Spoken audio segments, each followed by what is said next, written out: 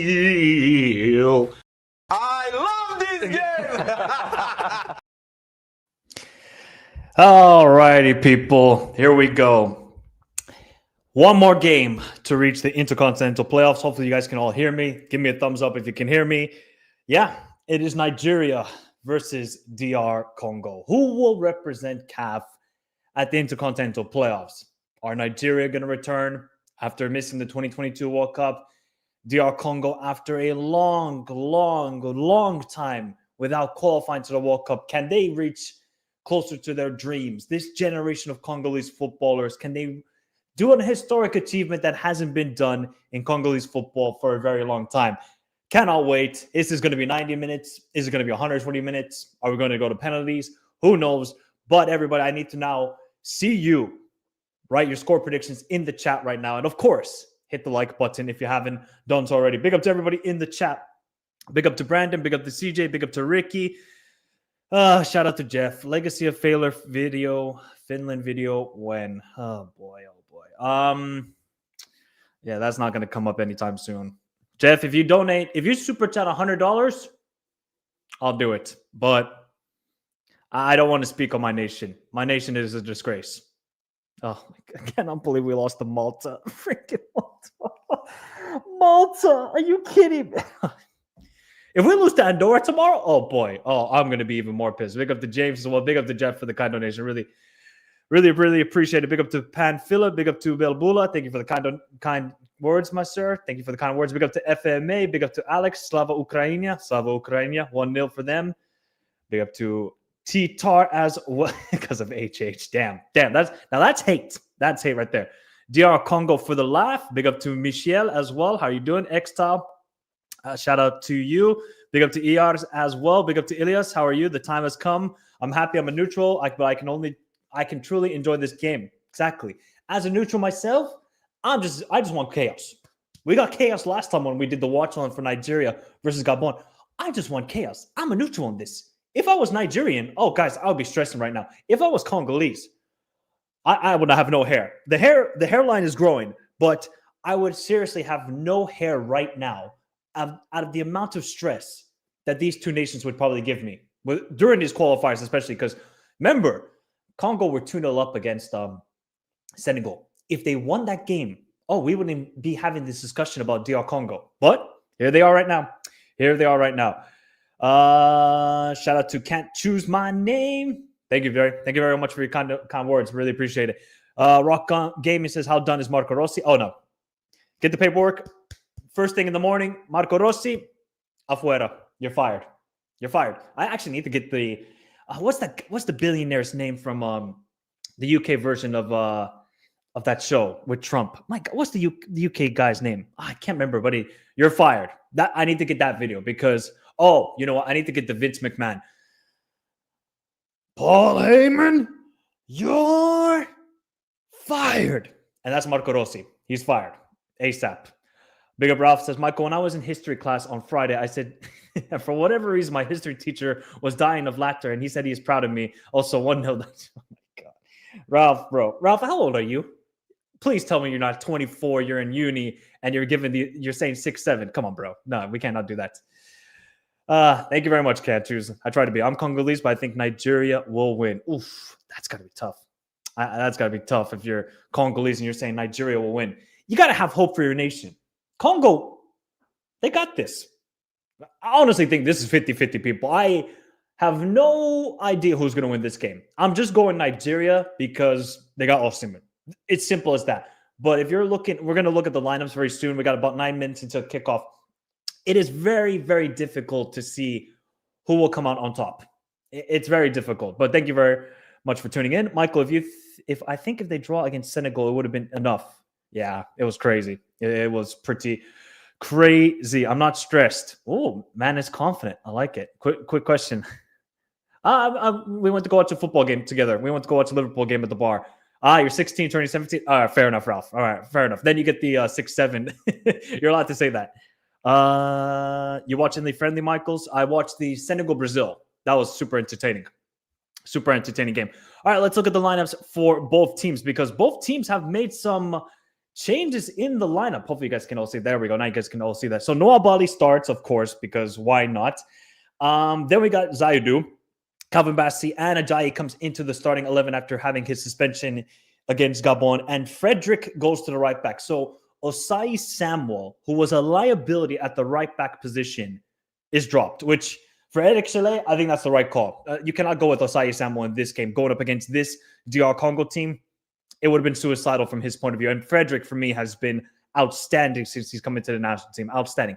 Then Iwobi, Ndidi, and Onyeka comes into the starting 11. So no Adams, which I'm a little bit surprised, but maybe Eric Chalet is looking for a little bit more balance in the midfield, considering that DR Congo always play with a 3-man midfield. I'm not mad at that. Onyeka brings a little bit more defensive stability. I would like to see Onyedika. Is he on the bench? I'll check that later. Adamo Lukman. This is the game, buddy. You got to shine. It's as simple as that. You have to shine in this game if you're Adamo Lukman, Victor Osimhen, and Chukwueze.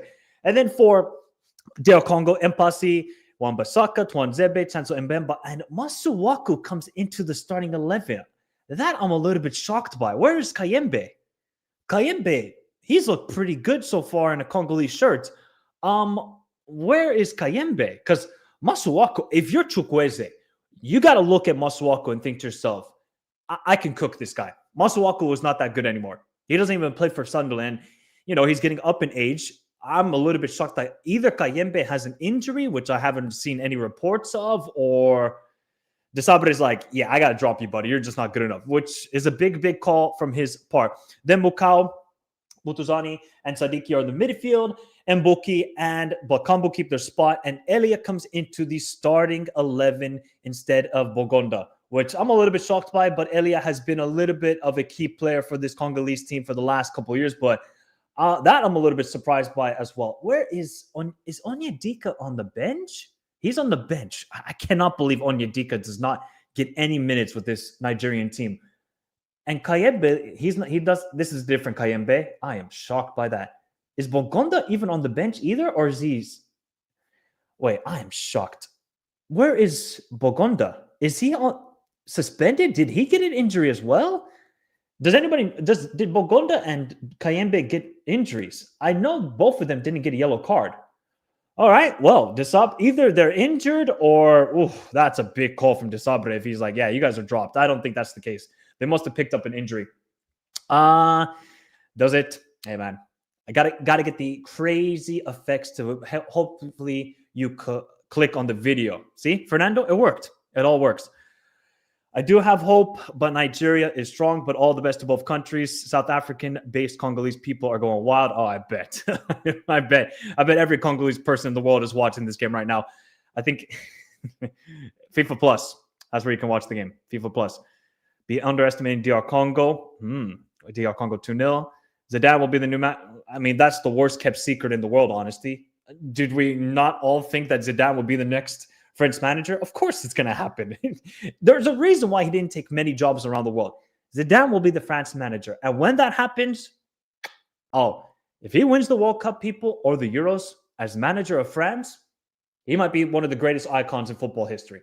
Because of what he did with the Champions League as a player, he'll just be like Beckenbauer. Exactly like that. So, oh boy. Thank you, Giovanni. Whoever wins today, the banter against the loser will be cinema. Oh, yeah. This game, I am glad I'm not Nigerian or Congolese because, boy, oh, boy, the shit we're going to see online after this game is going to be insane. Indeed, he got his second yellow, yet it was cleared by CAF to play this game. Yeah, something crazy. I did see that. They apparently played really well. I didn't get to watch the game, but apparently Uzbekistan played really, really well in the game. I think UAE or Iraq are screwed if they face the winner of this CAF playoff. I don't think so. I think they got a chance in this game. You cannot. The only team that has no chance in those intercontinental playoffs, people. Oh, it's without a doubt New Caledonia. Passport stamp for Mexico, and they're going back home straight away. That's the only team I give no chance. The others, hey, maybe they got an opportunity. Shame. At least it's not raining like the last game between Cameroon and DR Congo because that was crazy weather between those two nations. All right, so the national anthems are going. Let's see what else you guys are saying here. Yeah, I will do one. Don't worry. Do not worry about that. Do you know why Nigeria are here in the playoffs? Because Eritrea, bro, Rock Gaming, you're gonna make me go through a whole dissertation on why that whole didn't count the bottom results. I'm not gonna go through Rock Gaming. Nigeria, they did their part. Burkina Faso complained about it. Burkina Faso had themselves to blame for dropping points to Sierra Leone at home. They don't have themselves to blame. Well, hopefully they just struggle now. And that African teams show up. It's weird with these African sides because is there a little bit of like a psychology that, okay, we're going to just not go fully intensive in these games, wait for the AFCON, wait for the World Cup, whereas maybe the AFC teams have something more to show. Who knows? Yeah, I did see Kuwait beat Tanzania. I did see Danam get the couple goals there. How much does your heart hurt right now? Can it be analyzed at all? Yeah. Michael, can you imagine if you have a Szoboszlai and Valverde in midfield? Bro, the amount of pace and mileage they would cover in each game would be outrageous. Absolutely outrageous. So, yeah, that would probably be the most intensive midfield to go up against in the world. If you go up against a Valverde and Szoboszlai midfield, I mean, there's not going to be a lot of technical ability between those two. They're not going to find the greatest pass, but you know one thing, they will run and run and run and run and run. Pick up Liam. Troy Parrott deserves a statue. Dude, that guy deserves a statue. He deserves his name as the airport in Dublin. Call it Troy Parrott Airport. The dude has just become clutch in the last two games. Go check out the Ireland video I just made, people. Just started watching African football. What's with the lasers? You're very new to this because if you want to see a laser show like you're at an EDM concert, please just search on Google Egypt versus Senegal World Cup playoffs 2022. You'll thank me later, and that's a real laser show. Oh, you're very much new to this. Oh, you are very much new to this. I want to see them in the World Cup. Well, I got to beat UAE on Tuesday. He's like, where's Troy Parrott pajamas? Before the game, did you see the Reina? Yep, I did see the game. He's back, and it's better than ever. Wow, Tansel Mbemba's 101st game for the nation. The dude is an absolute stud, isn't he? He's an absolute stud. I saw the first half, and then I rewatched the second half. The game was kind of boring. The only highlights were the fight which was very entertaining. Reina scoring a goal and Pepe, boy, Pepe, man, Pepe. Oh, Pepe is not looking good, bro. It is not looking good. Ronaldo. Funny how Portugal scored 9 goals without him. Sorry.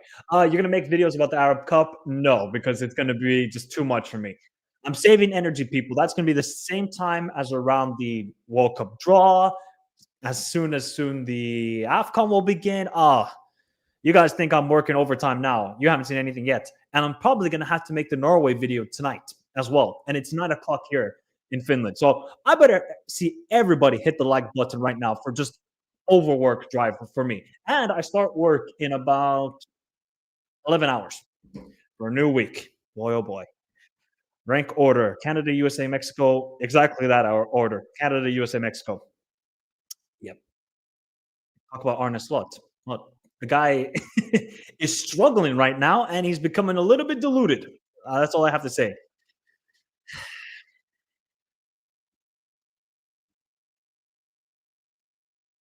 This is bad.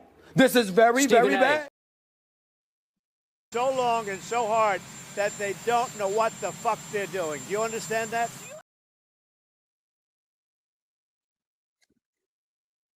Can we safely say Hungary pulled Venezuela? Yeah, you could probably say that. All right, and we're off, people, in this massive game between Nigeria and DR Congo. Let's get it in. Let's get it, people. Let's get it. I always hype your videos up, but I don't know if that feature even does. I have no clue, bro. Do you think I know? I don't even know if it's gonna work or not. But I appreciate it, Alex. I appreciate it. I have no clue if that works. Yeah, people, if you want to know, you can watch this game on FIFA Plus. That's how I've been watching all of the CAF playoffs, some of the Congo Bowl games as well. FIFA Plus, they've come up clutch for me. Adamal Lukman, this is the game. I said it in the preview. This has to be the game he shows up in. If he doesn't show up in this game, my God, he's had a stinker of a qualifiers. Big up, Shivam. How you doing, bro? Hopefully you're doing well. Hopefully you are doing well. It's a positive record against, wow, we played against each other. That's dope. I would love to see like a matchup of Finland versus Indonesia or Finland against, I don't know, Venezuela. I just need to see those sort of games. My own doing. Ooh, what happened to Ajayi? Did he get? No, he should be fine, Ajayi. What do you think, people? Do you think this game is going to be concluded in 90 minutes? Do you think I'm going to suffer and we're going to go through extra time again with Victor Osimhen missing a chance in the 110th minute? What do you think is going to happen here, people? And again, we have the deflated balls. This is like the New England Patriots of the late 2000s, early 2010s. Deflategate. Now we got Deflategate with the Super Eagles. That's the narrative people will run now. If you're a Super Eagles hater. Eric Chalet just chilling. Oh my God, this guy is an actual meme, by the way. Eric Chalet is an actual meme, and I love it. And Victor Osimhen wins the header. Chukwueze, cleared away by Mbemba. I'm actually pretty okay with Eric Chalet going with the sort of more defensive lineup because you cannot just be so attacking minded. You could do that against Gabon because Gabon just defensively are not good. You just cannot do that against this Congolese team who are very structured, very well drilled with Desabre's tactics, and have difference makers. Even without Yohan Visa, even without Bogunda, which I'm still shocked by. I'm still shocked that Bogunda is not starting in this game. That's a real head scratcher to me because if Masuaku gets cooked, it must be that Kayembe is injured because there's no other way. Good pressing by Congo out to Bassi. Bassi, who's been also really, I think Bassi, along with Victor Osimhen, have been the two most consistent players for this Nigerian team. Put away by Masuaku. Onyeka! Oh my God! Already 1-0 for the Super Eagles. What? It's been less than 5 minutes. It's already 1-0. Oh, what did I tell you at the start of this stream, people? Masuaku is a liability. Look at Eric Chalet. Man, it's just chilling. It's already 1-0 for the Super Eagles, and we've only played 3 minutes. 3 minutes. Oh my God. What a horrific clearance by Masuaku. I think it was Masuaku who was trying to clear. What is my guy doing? Oh, is that an own goal by Twanzebe? I think it's an own goal by Twanzebe, but somebody please drug test Masuaku. Why are you doing a no-look back heel in your own box? What are you doing? What are you doing if you're Masuaku? And it's 1-0 for the Super Eagles, and we played 3 minutes. What a start, man. Now this game, oh, we are cooking, people. We are cooking. Oh, I love international football, man. This is my drug. Oh, back to Wambas. If Wambasaka scores a goal in this game, this is going to be crazy. Elia into the box. We already have madness in this game. Oh, people. Ooh. I did predict it would be 1-0 for Nigeria. But I did not think it was going to happen in the first 5 minutes. But here's already Congo into the box. Nope. Back to Wambasaka. Wambasaka tries to find the 1-2, cleared away by Zaidu. This is a perfect sort of. Well, did Elliot get fouled? It didn't look like Elliot got fouled. Oh, okay. I guess Elliot did get fouled. Well, this is much better than the Congo Cameroon game, where that game was awful. Maybe it could have been. Elliot, did he just jump? That was really awkward from him. Yeah, the Congo Cameroon game was awful. I kind of put that down to the weather because it was pouring rain, but it doesn't take away from the fact that both nations were just awful in that game. Absolutely awful. Oh, look at Osimhen. Osimhen battling with Wan-Bissaka. Both go down injured. Looks like Osimhen got hit in the face. Wan-Bissaka was not having any of it. By the way, we do have VAR, so that's at least a good thing here. Wow, only 5 minutes and it's already gone down here. Oh, and Victor Osimhen. What happened with him? He got a little bit hit to the face. That's hopefully he's okay though, because he's got to wear the mask, and we got the lasers out. Shout out to everybody. If anyone wants to watch it, yep, it's on FIFA Plus. Big up Alejandro, how you doing? You can never convince me it will be a 100 is what InfoWars information. Is that what it is? Super Eagles fly high. Dawson's fine. This guy's a warrior. He's an absolute warrior. You think he's going to get injured in this game? Okay. Knock on wood, it doesn't happen. But I'm just saying, the dude, he will do anything to get his nation to qualify to the World Cup. Absolutely anything.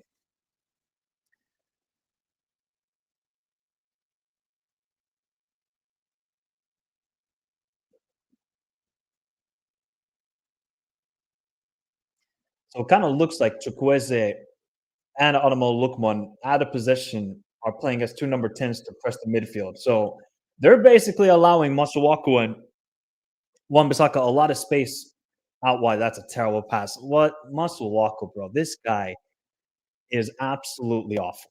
He is awful. Hey, big up, Albert. I haven't seen you for a while, Albert. Hopefully you're doing well, my guy. You know what they say? 90 minutes at the Mulai Hassan Stadium is a long time. Oh, it's like Stoke City Park or whatever it's called. What was it? What was Stokes? What the heck was Stokes' name? It wasn't Vitality because that's Bournemouth. What the heck is Stoke City's stadium name? Look at this hold-up play by Osimhen. Osimhen gets it out wide to Frederick. Frederick, first-time cross is horrific. Absolutely horrific, but Super Eagles keep possession. What was Stoke City's name again? It's not like Stoke Park or anything like that, but yeah, it is long. The World Cup spot. I could see Ireland qualify to the World Cup, if not Turkey. Well, maybe. It's not Bet365. They used to have another name, Stoke City. What the heck was it called back in the day? What was it called back in the day? Stoke City Park. It wasn't Stoke City Park. Man, I can't remember. Good play by Nigeria. Here's Adamo Lukman. Is he going to play it out wide to Zaidu? Zaidu has space. Is Zaidu going to cross it in first time? Why does this guy never just put it in first time? Oh, good play by Adamo Lukman. Tries to find it to Wobi. Chukwueze with the horrible shot. And Didi. Oh, just not wide. Britannia, that's it. Thank you. Britannia Stadium. That was the stadium's name. I told some people didn't want to agree with me, and maybe I'm a prisoner of the moment here, but I honestly think this is the best Nigeria have looked. The last 3 to 4 games under Eric Chile, I think it's the best they've looked in a long time. Do you remember the diabolical football they were playing at the AFCON with Jose Peseiro people? It was just structured. It was just Adamo Lukman sometimes coming up clutch, but otherwise it was like Noah Bali with the penalty shootout. Come on, man. This is actually a little bit more entertaining. There's a little bit more style with it. There's a little bit more arrogance to their play. Except Noah Bali. This guy cannot be arrogant with the ball whatsoever. Now, the problem for DR Congo is they're pretty much a team that like to just play with the lead. I can't remember the last time, other than the Senegal game, where they've had the lead and kept, had to concede another goal. I don't remember the last time that's happened. That's not a foul by Zaidu. Nope. You got to just get up there. So how does Desabre then change this around? That's going to be an interesting part about this. How does Desabre change this around?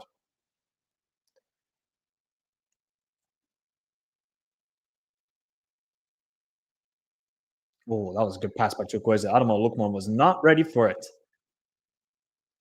Chukwueze is all over the field, by the way. This guy's playing as a left 10, a right 10, the number 10, then the right wing. He's everywhere. Good work by Iwobi. Wins it back for Ndidi. Ndidi back to Chukwueze. Not the most stylish. So what do DR Congo do now? Do they just kind of sit back, wait for possession? It's perfectly placed into the hands of Nigeria. They can just control this game. All they got to do is just wait for 80 more minutes. Chukwueze tries to go over the top to Osimhen. Doesn't quite work out there. Again. The fact that Calvin Bassey sometimes was playing as a left back during that AFCON as well was just bizarre. Ooh. They're going to leave themselves exposed, though. And Didi's got to be much, much better in possession this time around. Because against Gabon, I don't think Ndidi was good. Yeah, he survived not getting a second yellow for all the time. Oh, good play by DR Congo. Here's Elia. Elia out wide. Tries to put in the first time cross. Is it going to be a corner? Still. Or is it a foul? Nope. It looks like it's a throw-in. At least there's a throw-in. I can't find the game at FIFA Plus for the game. Anybody have a tip? I think if you're in the States, it probably will not work FIFA Plus, maybe. Maybe you have to look on ESPN Plus has the game. Oh, God. You guys are going to get screwed over by ESPN Plus, aren't you? Do they show all the World Cup qualifying games? Do they show all the World Cup qualifying games?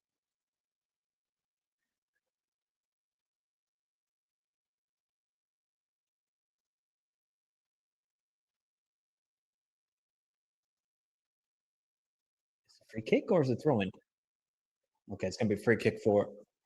Well, I did say in the preview video that they got to be good on set pieces. Noah Bali? Oh, my God. What is this guy doing? This guy, he might need to get drug tested after these qualifiers. Seriously. Okay, there was Ndidi in front of him, but this guy is such a liability. He's such a liability. He wasn't this crazy at the AFCON, Noah Bali. But I don't know if it's just that he's gone crazy or what, but all of a sudden, great ball in from Ndidi. Ndidi into Osimhen. Osimhen, first time touch. But there's Twanzebe. Was that a corner? Oh my God, that would have been a crazy goal if that somehow went in. Yep, they do. They don't deserve to be here. Sorry, all Nigerian fans. That last-minute roll was dumb. What, for the, you mean not counting the last place team? Apparently, Alejandro, they told the FAs in March about that rule. So clearly the FAs knew. Well, that's the public. We didn't know until September that this was going to be the case. So are you really mad? Well, they should be going. Ukraine are a better team than Iceland. They are a better team. Hard to watch World Cup qualifiers in the USA. CAF is on ESPN Plus. CAF on Paramount. I mean, you guys are just getting screwed over there. You guys are just getting screwed over there. Don't tell me, like, when it's the World Cup that all the games are going to be like on Fox Sports 1 or Fox.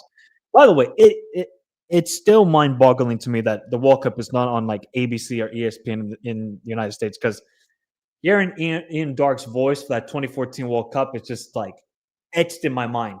Etched in my mind. Play by Congo. Here's Sadiki. First time into Makambo. Look at Calvin Bassey. Calm as you like. calm as you like from Calvin Bassey.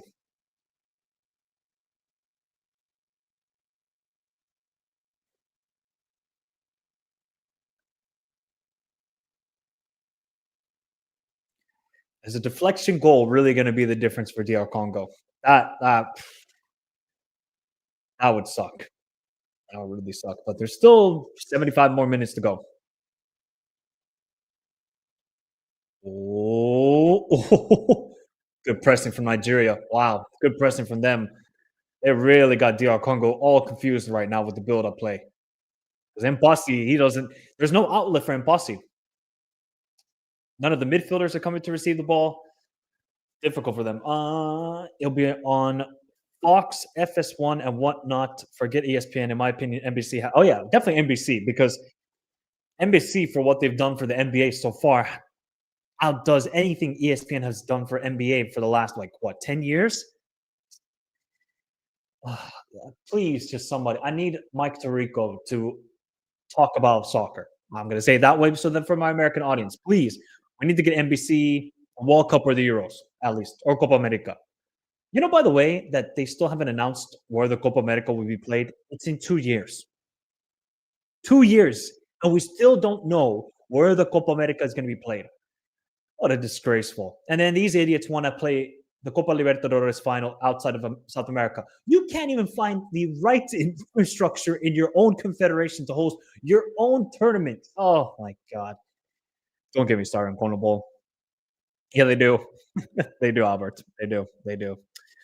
Yeah, Michael, I remember for the Euros last summer, they didn't stream Georgia. It's like, you're telling me they didn't even stream Georgia versus Turkey in America already? I mean, that was the game of the year. Probably one of the best games I've ever seen, honestly. And they didn't. And they wonder why. Albert, you're lucky that Peru automatically qualified. You're lucky they automatically qualified. Although I did see Peru get a draw with, I think it was Russia, 1-1. And then Chile beat Russia 2-0. Oh, yeah, Russia are. I think they're starting to suffer from all in Euro qualifiers and World Cup qualifiers. I think they're starting to suffer. Mombasaka clears it away, or the club teams playing in Europe either. Here's Elia. Still with Elia. Elia kind of not the most confident here, but it was Moku back post towards Wan-Bissaka. He's got to put it in first time. He does towards. Oh my God, there's just a melee here for Congo. They're just kind of putting crosses in so far. Good defending from Frederick. Nobody at the back post there for Congo. And this with Animal Luke Mon.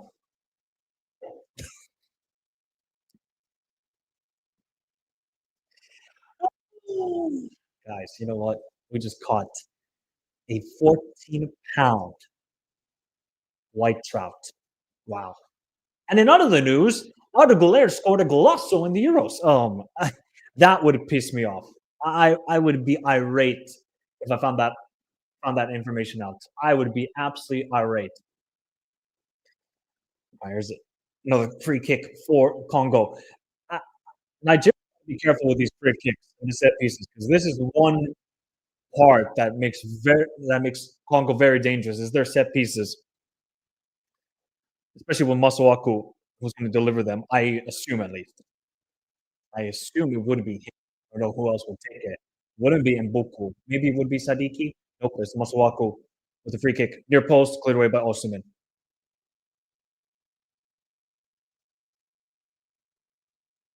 Foul? I guess that was foul. Well, I have a cable, so when I was watching Michael's videos reviewing the Euro group stage, he said that they were streaming. Oh, really? Okay. I didn't know that, actually. I was so busy during that time. I was covering the Copa America. I had to wake up like 3 a.m. to watch the games. Then I would cover the Euros, almost every single game. Well, people, you think the World Cup is going to be crazy. I hope I just can be in the States for that. It'll be a little bit easier on my sleeping schedule. If I can get some goddamn tickets. That's the problem here. I'll say it, 18 minutes gone. And this is kind of the game I was expecting if somebody got an early goal, because Congo are just not the greatest in possession. They just don't seem to have like they got the pieces. They got the they got the defensively a strong team. Adamo Lukman wins it very well. Chukwueze back to Adamo Lukman and Ndidi, and now maybe Nigeria will try and switch the play they do. Although I don't know what that sort of hospital pass is from Ndidi. Good work from Mbuku. We'll be lucky to sniff a ticket at this rate. Yeah, tell me about it, bro. Tell me about it. I would agree, Niels. I would agree with that. Here's Alamul Lukman. Out wide to Saidu. Is he gonna? Why does this guy not cross it? Every single time he gets it out wide on the wing, he is allergic to crossing it. Now he crosses it towards Alamul Lukman. Great crossing. Oh my God, that should have been where. Oh my God, Ndidi! I thought Ndidi was about to score a goal also in this game. Again, look at the way Nigeria, they're working the ball into the final third. They're finding the good combination play. They're honestly cooking. These guys are cooking the greatest jollof rice ever. Although, I'll say this very quietly. The best jollof rice is from Senegal. Okay? Between me and you. Okay? Here's Chukwueze again. Poor pass. Wan-Bissaka reads it. Oh, he almost. Oh, Osman almost won that ball right there. Big up, Matt. How you doing? Yeah, I've had the AFC free on YouTube and CAF is free on FIFA Plus for me. Yeah. And then otherwise, on the ball, find some very, very free stream. Very free stream.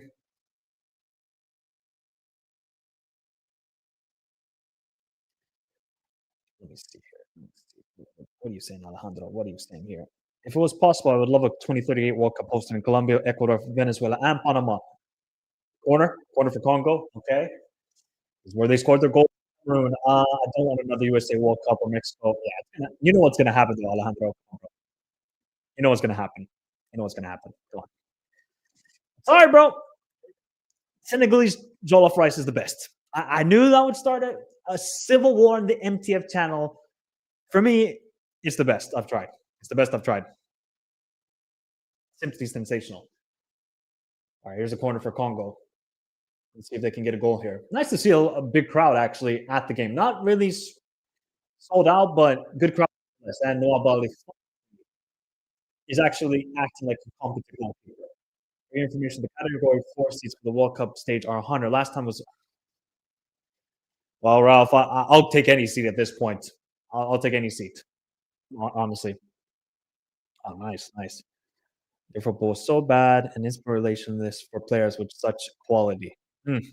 Well, people, I'm going to be doing a watch along on Tuesday for Scotland and Denmark and Austria, Bosnia at the same time. So that Tuesday could be wild. Especially in Hampden Park. Oh man, if somehow Scotland qualify with the dreadful football they've been playing, yeah, I don't know what Denmark are doing. By the way, I don't know. Well, this is true.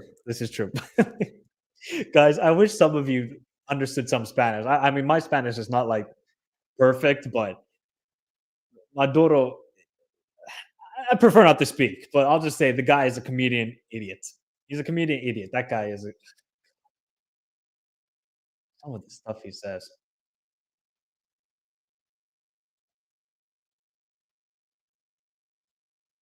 They haven't even tested Nwabali yet. I just don't. Oh, good play from Masuaku. Where Bakambo's just got to get into the box. Good work from Frederick. Wins the free kick. Just easy, man. It's just too easy to defend. Oops, sorry, guys. Just too easy to defend here for Nigeria. Because if you look at the bench, what can Desabre do here if they get into a situation here? I guess you could bring on Megele, who's pretty good against Cameroon. He's a really good player from the Pyramids in Egypt. Other than that, you're a little bit struggling for maybe Kalulu, but that's about it. That's why I was saying that, not having V-sub is pretty bad. It is pretty bad. Big up, Steve. How you doing, bro? Haven't seen you for a while here, Steve. Big up, Steve. Hopefully the Bears are winning, bro. We got to get to 7-3. All right, I got to get to 7-3 Chicago Bears, even though we're a putrid team.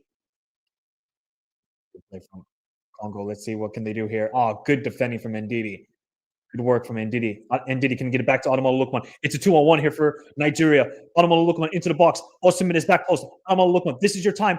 To Ndidi. Oh, Santa Maria Dios. What? This could be already 2-3-0 for Nigeria. What are they? Great play from Ademola Lookman and Ndidi. Oh, look at Frederick, man. This guy is an absolute beast.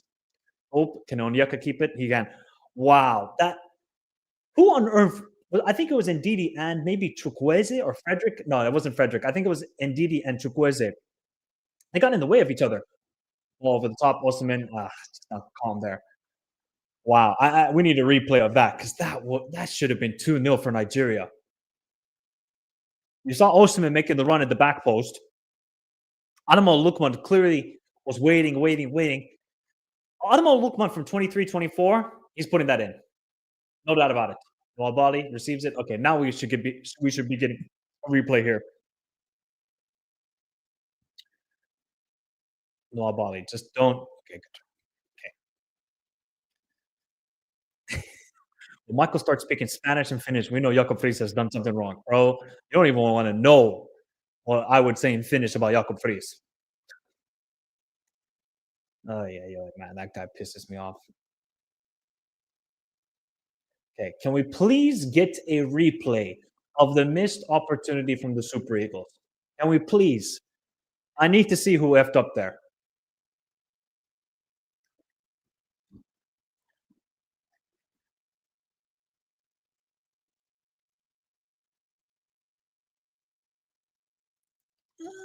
Yeah.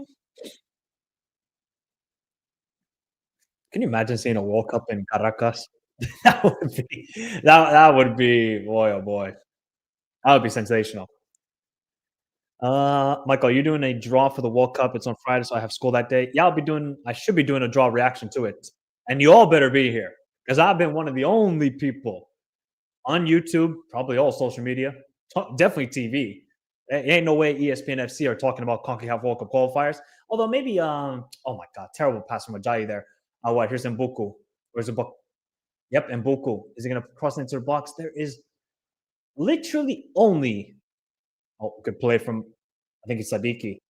Good defending from Ajayi. He cannot give up the penalty there. No, he doesn't. Cross in and another corner for Congo.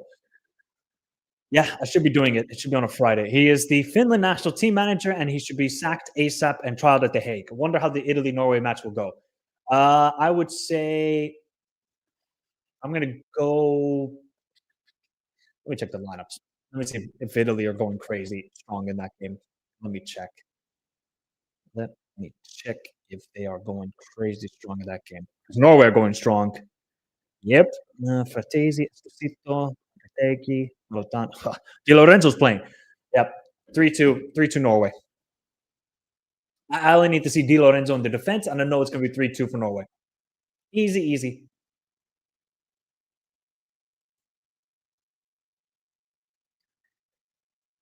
Okay, what are we waiting here? What are we waiting? Okay. And Bemba and Onyeka. That's really like okay, maybe Twanzebe is a bit dangerous from the set pieces, but here we go. Towards Twanzebe and doesn't quite get the header on target. Can he keep it in? Elliot? Nope. Goal kick for Nigeria. Every international break, your previews get me ready for the. It is a cluster F, bro. It is such a cluster F, and I love it. I love it, man. You know, while I do love the Champions League and Europa League, Conference League, I feel like most of the leagues nowadays, they're slowly dying off. I still feel that little bit connection with the Champions League because I just love seeing those matchups between two different leagues. I really like it, but okay. Oh, that looked like a high boot from Osimhen on Wan-Bissaka, but kind of Wan-Bissaka was going for the header there, so I can understand that situation. But international football, it just throws up so many surprises, people. So, like Curacao, Suriname, then we go to Cabo Verde, then Jordan, Uzbekistan qualifying for the first time ever, even though I don't think those are surprises. And, you got UEFA. You see what happened today with Ireland. You see Portugal kind of struggling. You see France, not sometimes the most spectacular. Like, how can you not love international football? The only confederation where I feel like international football is slowly dying is CONMEBOL, just for the enjoyment of it. I mean, could you imagine the reaction to saying, "Oh yeah, Brazil are going to the intercontinental playoffs"? People, that final day in CONMEBOL would have been absolutely historic, but because of the expanded spots, it kind of got ruined. And now we're going to see Bolivia attempt to qualify. We'll see if it happens. Better bird play. Who would be another bird player? Here's Adama Lukman, though. Look at Uwobi making the run. Oh, my. Adama Lukman again. What is up with this guy? Has he, like, been sucked out of his powers like it's Space Jam? What has happened to Adama? Who would it be another, like, bird player? Except for Larry Bird, of course. Any other bird players? No, that's it. So like a guy called Siegel. Look, I like club football, but in my opinion, it's nothing compared to playing for your own country. Oh no, 100%. Everybody, every player, you ask any player, what would they rather do? Win an international tournament or win the Carabao Cup? Or win the FA Cup, I respect, but come on, Carabao Cup, really? Come on. It's just because I saw some idiot. Oh, I'd rather see my club win the Carabao Cup than England do. I'm like, are you like, you got dementia or something? Carabao Cup. I'm sorry. Nobody cares about it. Maybe some English people care about it. Fair enough. The Carabao Cup, if you ask any player, they'll be like, what the heck is that energy drink? Wasn't it called back in the day the Coca-Cola Cup? I remember when I'm growing up, it was the Coca-Cola Cup, but yeah, it's just weird to me. His young boy went to Bayer Leverkusen, but was not ready. Kurosawa, wish I could be happy for him, but I'm unlucky enough to also support Jamaica. Jeez. Portugal struggling, but shining without Homelander. Did my man say Homelander for CR7? Oh man. That's rude. That's rude. They did score 9 goals without him, though. Here we go. Wasserman into the box. Is he going to play back close towards Adama Lukman? And Posse comes and collects it. Nigeria have just been the better team, people. It's as simple as that. Congo just look perplexed for ideas, and they still haven't shown the replay, by the way, for that one chance. I need to see a replay for it. Copa Peru. That is crazy. That is a crazy slander name for one of the goats of football. Absolutely.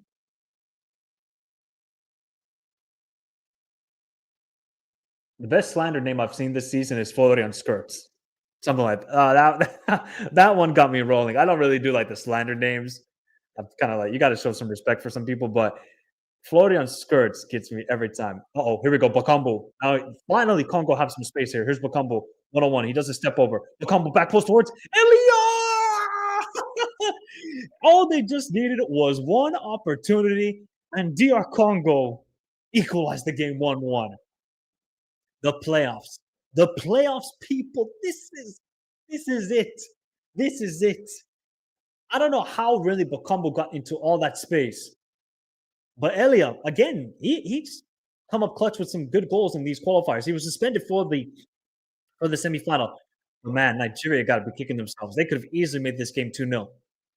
So what happened here? Okay, Wobi loses it. Calvin Bassey presses up, and that just leaves all the space in the world to Bakambu. Bakambu, good step over, kind of looked a little bit slow there. Indeed, he just couldn't clear the ball there.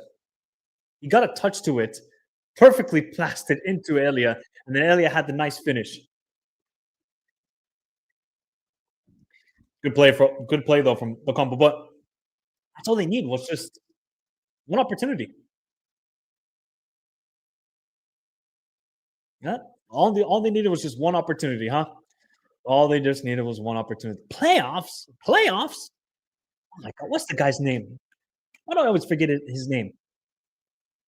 Former New York Jets manager. Why am I forgetting his name? He used to be on ESPN all the time.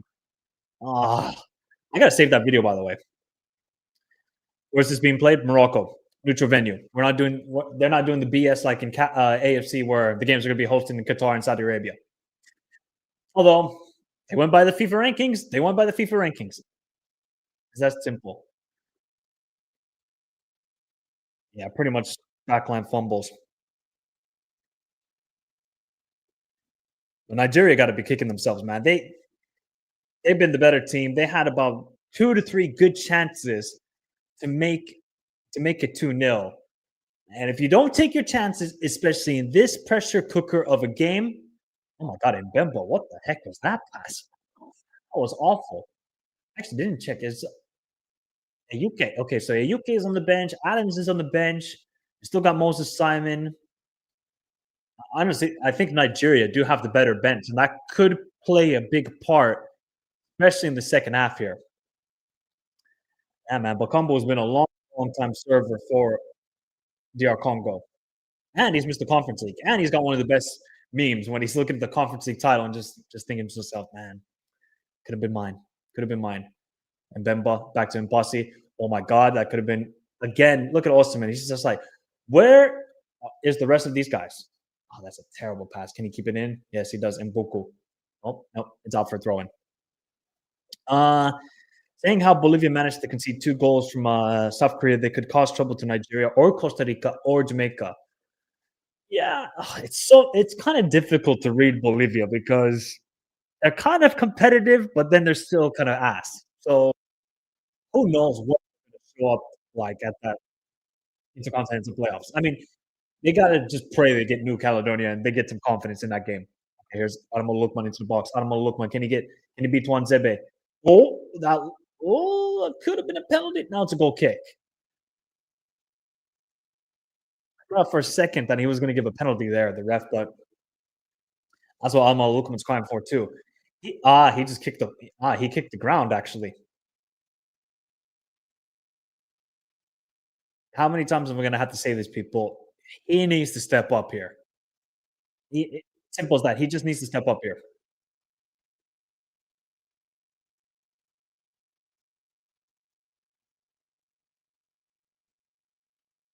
Oh my God, Masuwako, this guy is a calamity. He's an absolute calamity. And again, Osimhen with the pressing. Yeah, Jai win the header. Nope, Calvin Bassey will deal with it. Oh, Frederick. Oh, Ndidi. Oh, nobody can get control of it.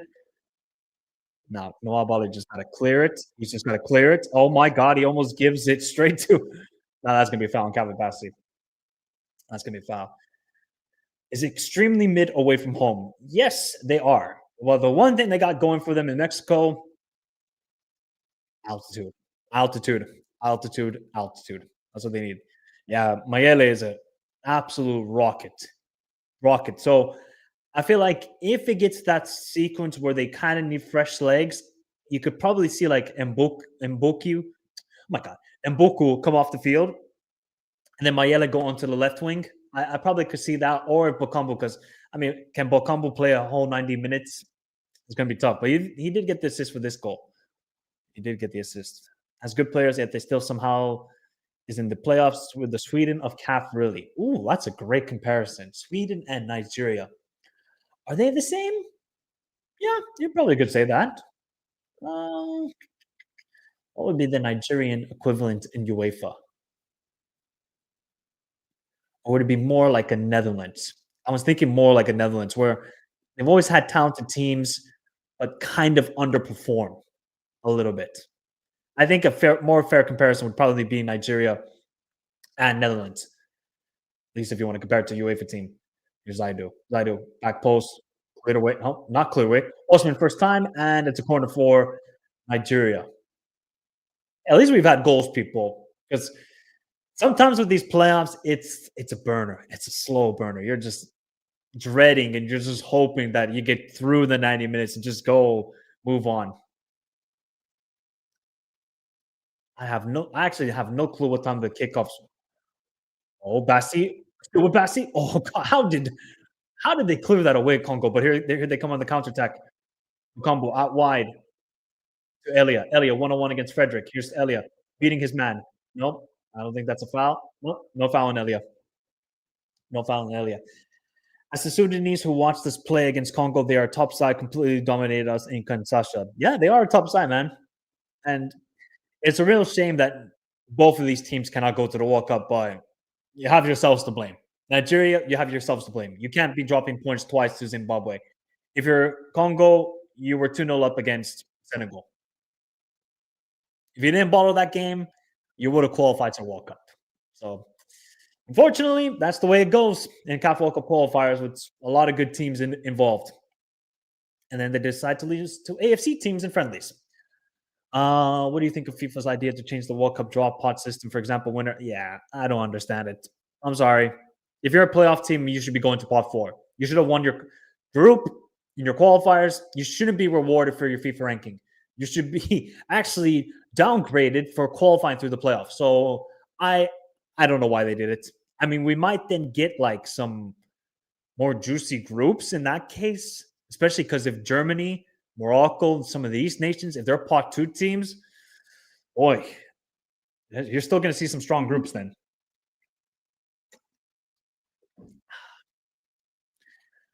Michael, what fantasy matchups do you want to see at the World Cup? I would love to see Colombia versus not Portugal. I would love to see Colombia and Morocco. I don't think they can be together though because they're both pot 2. But I would love to see Argentina go up against Morocco. To be honest, with the way things are going, I would love to see USA versus Morocco because clearly some people think there's a rivalry between the youth teams, which it ain't a rivalry if one team is dominating the other. Okay? So that would probably be one matchup. I mean, if you want to just go historically, probably Cabo Verde against Portugal, because why not?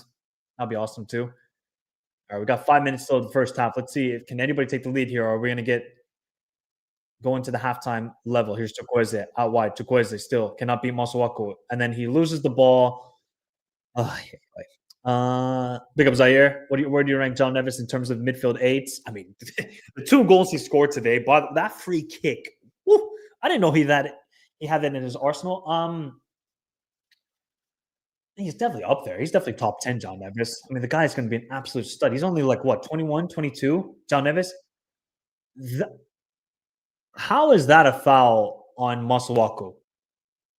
Chukwueze won the ball cleanly. That's crazy. Crazy, man. Yeah. I can't really think about that now, Zaire. I got to look at think of other names. I can't think of that now, but no, the guy's a top baller. He's gonna be an absolute stud.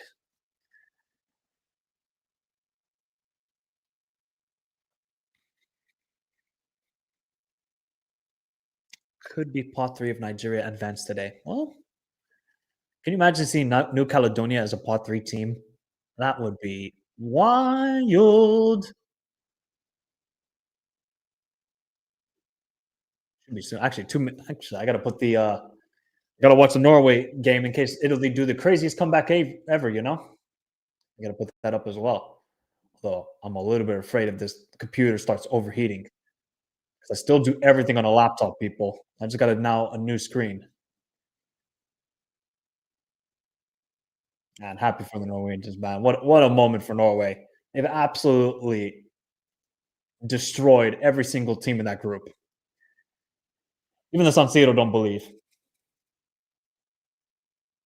Okay, who's down injured for Nigeria? Is it Frederick? Oh, no, he should be fine, though.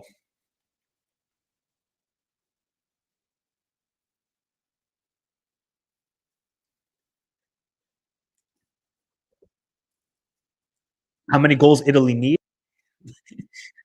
1, 2, 3, 4, 5. No, actually, I got to do like LeBron. Not 1, not 2, not 3, not 4, not 5, not 6, not 7, not 6, 7, not 8, 9.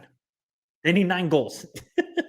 But I still think then they would have to score 10. Actually, no. I think 9 is enough. They should then have a better goal difference than Norway, which, I mean, barring, UEFA and FIFA absolutely screwing over Norway with maybe getting 2 red cards on like Sorloth and I don't know who, Reisern or something, Norway are qualifying to the World Cup. And I already said that in June because Italy are still a poor team.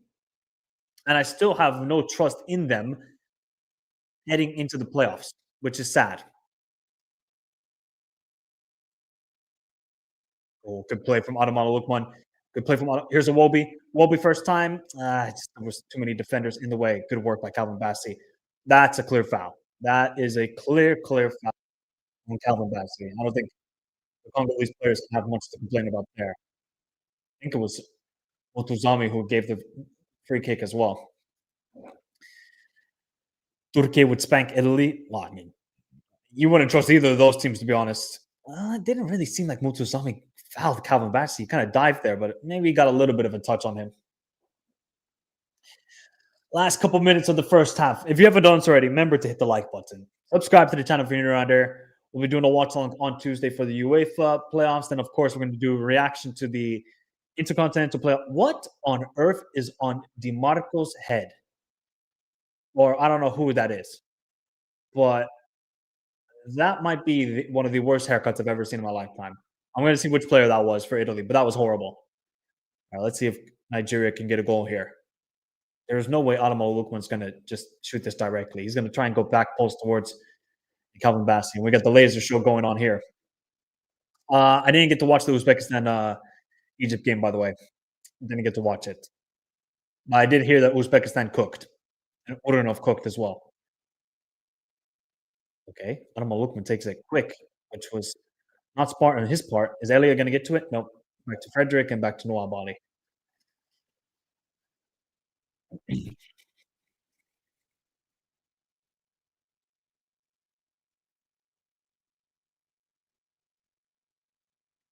How much added time are we going to get? Because last time there was 6 minutes of added time, 3 minutes this time around. All right, not too bad. Not too bad this time.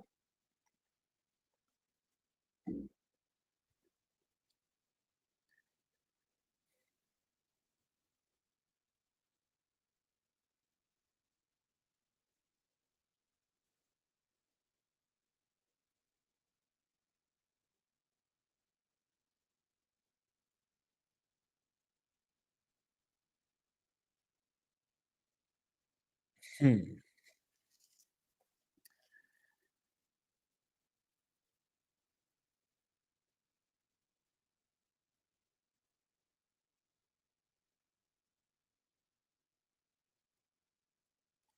Oh my God. You people need to see. I think it's Ryerson's haircut. Oh, what a horrible pass from Calvin Bassey. Elia, can he play it into Makambo? Ooh, he tried to go for the nutmeg. Didn't quite work out there. Back to Elia. Elia, if you can just find the pass. Oh, that's just a stupid foul from Calvin Bassey. You don't need to be giving up that foul. You people need to see. I think it's Ryerson's haircut. This might go down as a top 5 or top 3 worst haircuts, alongside R9 2002 and oh my God, the Argentine striker who had that rat tail on the back of his head. What was his name? The heck was that guy's name? Oh, the name's gonna escape me. You people know who I'm talking about. That was actually such a stupid tackle from Calvin Bassey. He did not need to make that.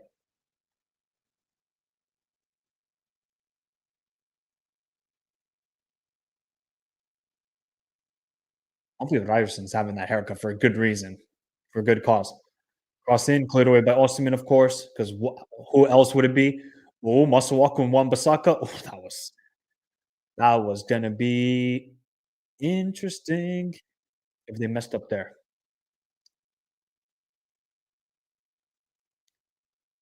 Just poor from Impasi. Palacio, that's it. Yes. Yes. I just know him from Genoa. I just know him from Genoa. Oh my God. No way. All right. Almost one no. Ryerson's haircut is diabolical. I think he must have it for a good reason. There is no way you can show up to an event like that. That's like you show up to a Bad Bunny concert and you have a haircut like that. Diabolical. I didn't get to watch the match, but Egypt struggling to beat Uzbekistan sounds surreal. Unbelievable. Egyptian football. That's why I said when they qualified, I'm like, you qualified. Fans are not really like enthralled, but manager Hossam Hassan is. I don't think he's the guy either, man. I think they got good young players, but they just don't want to use them. Egypt. Oh, good play from Elia. Can he get in behind? Oh, that was almost great play from Elia. Wan-Bissaka wins it. Back to Elia. Elia's cooking in this game. Here's Mboku. Mboku. Oh my God. Great 1-2. Nwabali. He collects it. Good play from Nwabali. And that's the half, people. All right. It's 1-1. You know what's going to happen with this game. It's going to penalties. It's going to penalties. I already can tell. It's going to go to penalties, huh? God, that's going to be awful for me. If I'm going to be honest, let me just quickly look at the stats here because I know Nigeria were cooking in the first half, but I think we got to look. 1 shot on target for Congo, 2 shots on target for Nigeria. Pretty even when it comes to possession. Look, there's that one opportunity. I hope they can show a replay of it where great link-up play between Ndidi and Adamal Lukman. All Adamal Lukman has to do is just cut it back, but he does. And I don't know which 2 players get in the way of each other, but they just cannot finish it. Now, I think Nigeria can win this game, but they're going to have to get a lot more from Adamal Lukman. Osimhen has barely been in this game. He's barely had a chance. I just think his movement off the ball is causing a lot of issues to Congo because they don't really know which player to defend, in all honesty. Now, I would say that the bench is a little bit stronger for Nigeria. Now, will that be the difference? Because Chukwueze hasn't really offered much down the right.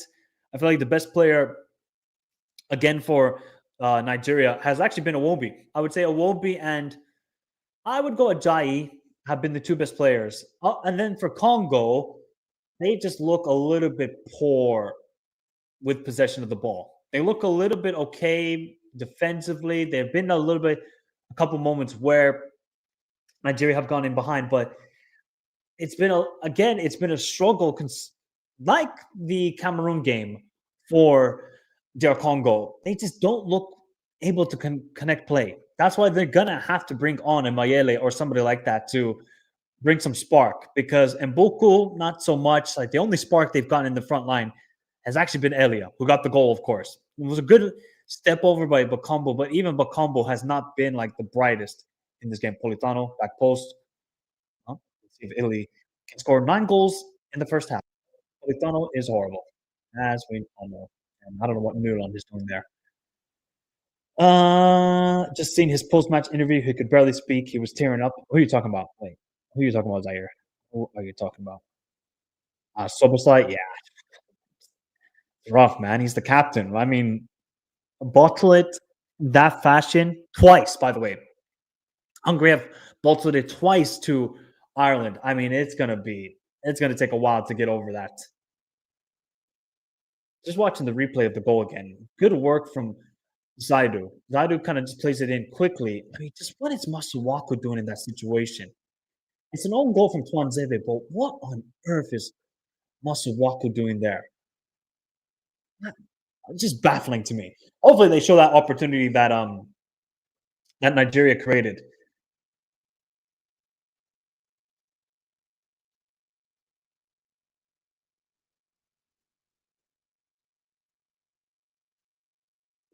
You know, watching Italy under Gattuso, it's just crossing inshallah. That's all they do attacking wise. It's just crossing inshallah.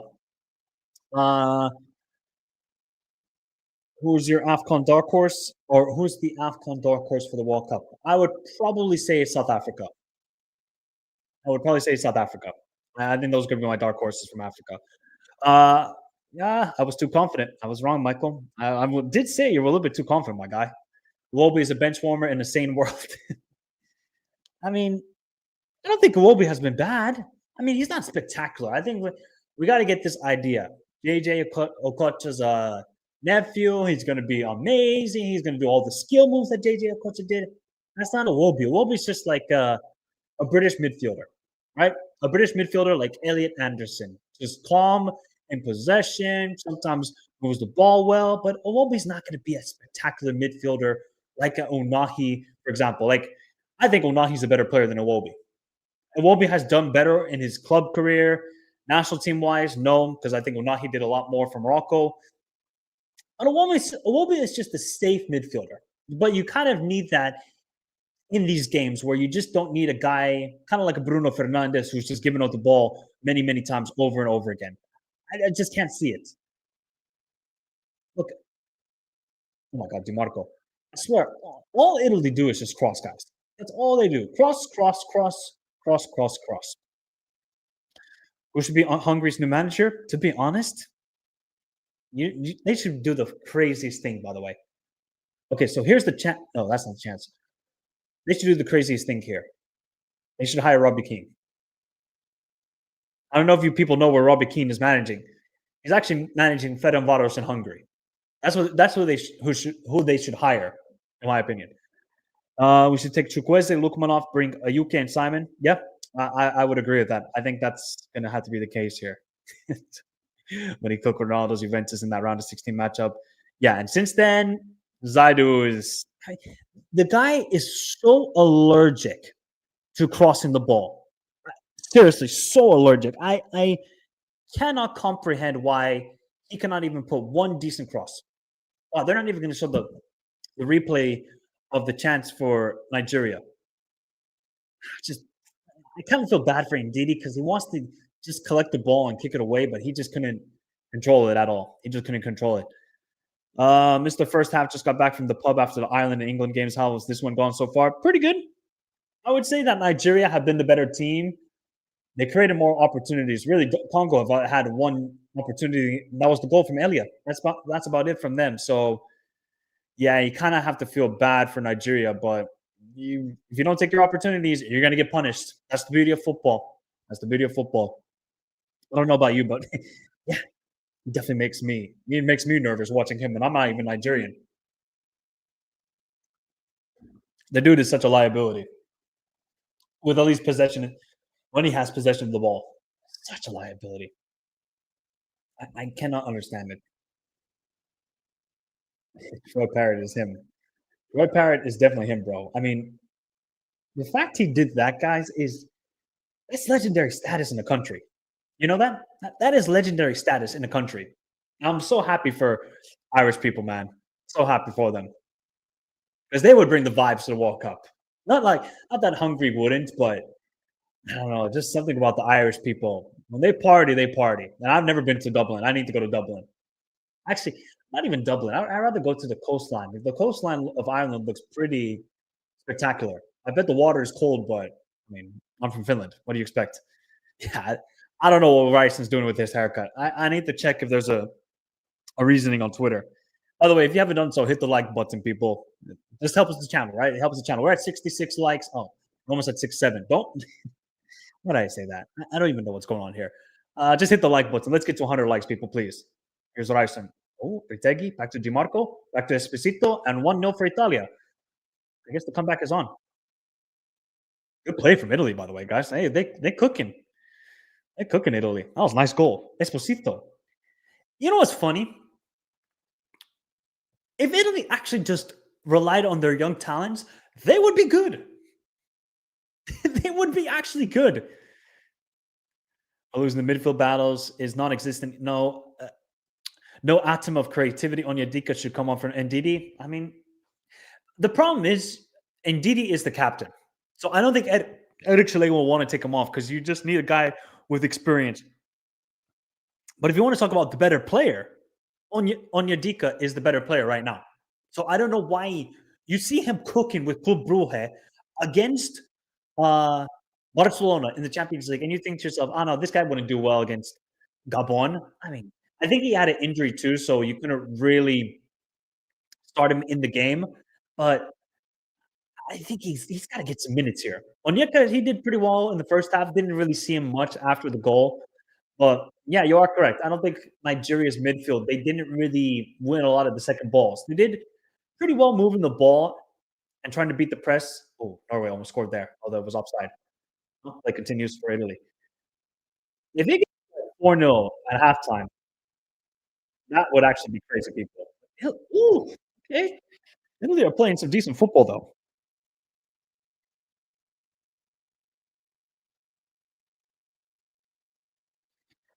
Let me see. Let me see if there's a reason for Ryson's haircut, because that haircut is wild.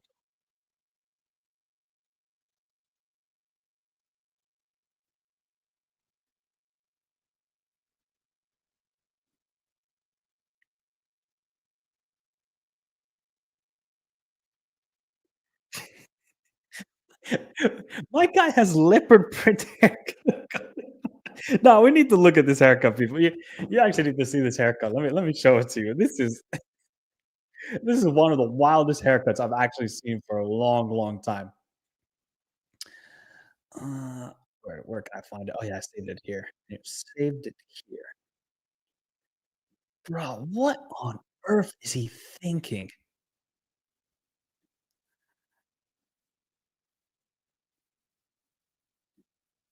Yeah, they've lacked creativity ever since JJ Okocha retired, really, and John Obi Mikel.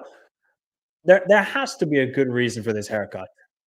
This might be like in the Hall of Shame of haircut, alongside a Palacio with rat tail and other people. What is it? Got it. Oof. Hey, man, we're only a little bit scrambling, but I think they're also kind of just like in survival mode here. Hey, you know what? I dare some team to show up all blonde, just like Romania in 1998. I think some team has to just do that, right?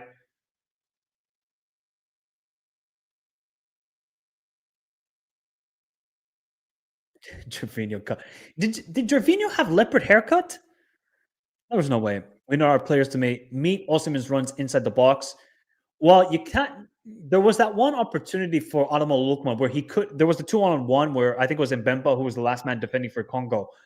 I think Lukman wanted to pass it towards Osimhen at the back post, but he just never went for the cross. And then Adamo Lukman took his time, and then he cut it back. And so yeah, I would agree that Osimhen, his runs are not being met. I've honestly barely seen Osimhen. He's gotten to like a few times received the ball on the right channel, but that's not really Osimhen's game. You want to see him in the box every single time. We're half-assing it at the moment. Yeah, kind of, a little bit. If Suriname gets Somerville and Doiki from Union Berlin, how far can they go? I mean, to be honest, if Suriname qualify and then those two guys are like, oh yeah, by the way, I feel Sudanese tonight. If Latino told me I feel Sudanese tonight, don't call them. It's like the Hudson Odoi and Nketiah situation for Ghana. If you weren't there to do the hard work, you shouldn't be called up. I'm not going to be that guy who's doing all the work in the school project, and then all you do is just show up, BS your way through the project and the presentation, and you get the grade. Same grade as me. No. Piss off. I'm sorry. That's how I feel like with the Somerville situation. And that's for any team. That's for any team who has dual nats. And obviously, would Somerville and Doiki help the national team? Of course, but it doesn't feel right. It really doesn't feel right. Yeah, exactly. Like, come on, man. This guy has been teasing and teasing and teasing. Oh yeah, I'm Jamaican. Oh, I could play for the Reggae Boys. Where were you when we played away to Curacao? Where were you when we played away to Trinidad? Where were you in the Copa America last summer? Oh, you didn't show up. Okay. So you're not really Jamaican. I don't want to see it. Some Jamaicans would be happy. Oh, he finally got called up. Oh, he's going to play at the World Cup. Some of these players, if like a Jamaica, for example, oh my God, Italy almost got a second one there.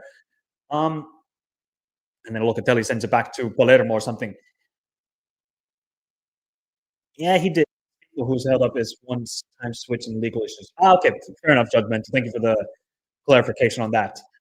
Yeah, but like for Somerville, for example, if you've had no desire to join, get out of here. Get out of here. No, I don't. You weren't there for the hard work, hard graft. We worked endlessly to try and qualify. So I guess for some players, it's been a little bit struggle with the paperwork from FIFA, but if players haven't even attempted to switch allegiance, piss off. We're not inviting you here. Okay, second half will soon begin, people, between Nigeria and DR Congo. Let me know your second half predictions, people, as we are looking at the majestical hair of Ryerson, who I don't know what happened to Ryerson, bro. I don't know if he took ayahuasca or if he had too much wine in Milan, if he had like a pizza that had like mushrooms on it and the special effects mushrooms, because I don't know what the heck is I just want to hope that it's for a good cause. I just hope it's like for a charity or something because that is diabolical. That might be like a top 5 worst haircut I've ever seen in football. True, true, true, true. It's also interesting. Yeah, it is. Damn, now we're going with Esteval over Yamal. To be fair, I love Esteval, man. I saw him when he was at Palmeiras, 16, 17, cooking in the Copa Libertadores. I said, this kid is going to be special. Is it the same though? Like, have they put in like a request to switch to play for Ghana during the World Cup qualifiers? Has there been a case? I don't think so. I think they just said at the end of the World Cup qualifiers when Ghana qualified, pick me. I'm Ghanaian. Hello, hello, I'm Ghanaian. Pick me now. It's gonna be the same thing for Curacao, or if they qualify. Same thing for Jamaica. All these guys are gonna realize, oh, I have Jamaican grandparents. My great uncle is Jamaican. Get out of here.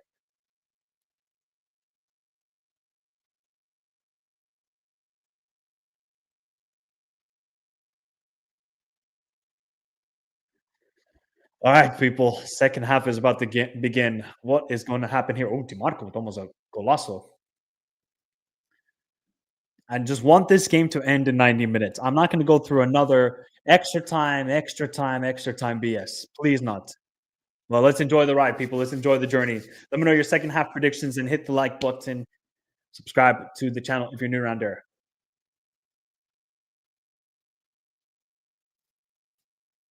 I don't think Norway are going to get a shot on target in this game. I think they're just going to half-arse it for the. I think they just want to like tease the Italians.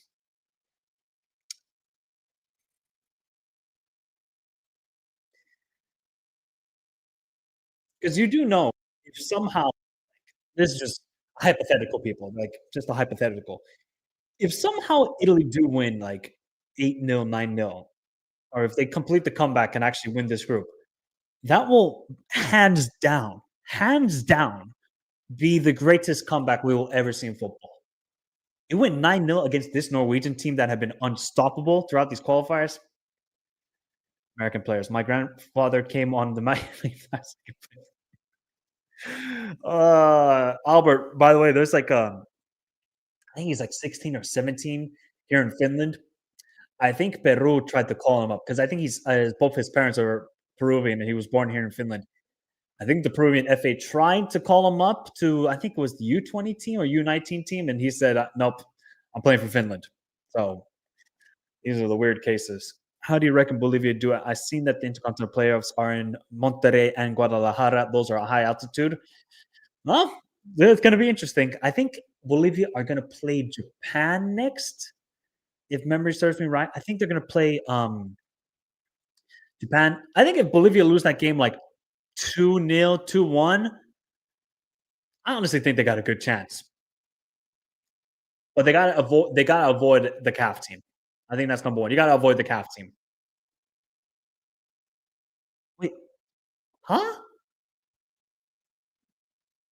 Wait. No way did he get substituted off. Yeah, look, Adams is on the field. Osimhen's off. Oh, don't tell me he's injured. Oh man, that would suck for him. He always finds those little bit of injuries. Well, let's see if Adams can do it. Here's Frederick. Frederick plays it into Adams. Oh, just gonna get a touch on it. Damn, that was Zaire, don't do it. I am not going to go through penalties again. I do not want to see it. Okay, I don't know what Chukwueze is doing there. Damn. Now, Adams has been cooking so recently for Nigeria. He's got back-to-back goals, but damn, that sucks for Osimhen. Because you know he wanted to be on the field. I did not realize that, guys. Thank you very much for pointing that out. There was no notification on FIFA Plus about that happening.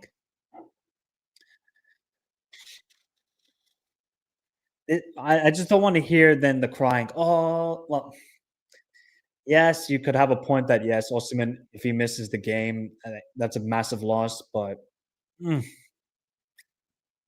sucks, man. See who? I will utter it one more time, just for everybody in the back. Adamo Lukman. This has got to be it now, bro. This has got to be it. You've been getting away with too much easiness here throughout these qualifiers. You've been getting away with poor performances. This is the moment.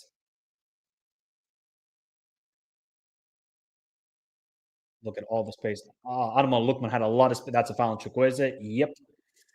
Yes, it is. Free kick for Nigeria.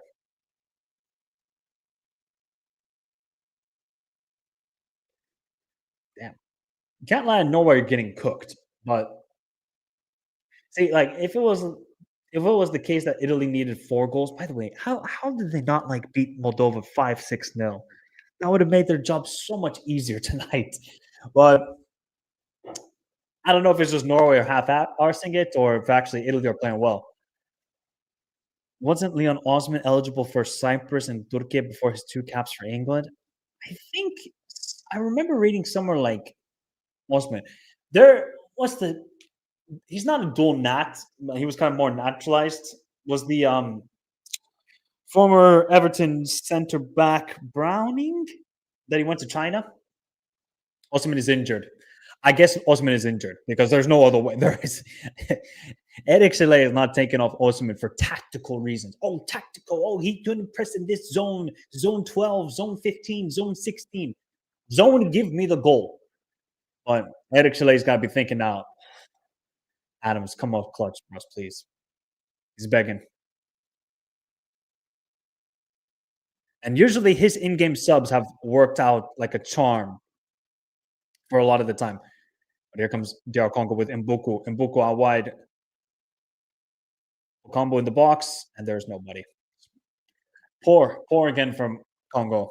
They're just not the best in possession so far, these qualifiers, or at least in these playoffs. Oh man, that's good. That's good to see. That's good to see. I did read he was struggling a lot with this, but because he was such a star at a young age and it didn't work out. Then he made the move to Bournemouth. Bournemouth didn't work out, and then you could just see him struggling more, and uh, you can just see his career kind of faded away, Jordan Ibe. So it's good to see that he's back, at least back in football now. It doesn't matter what level.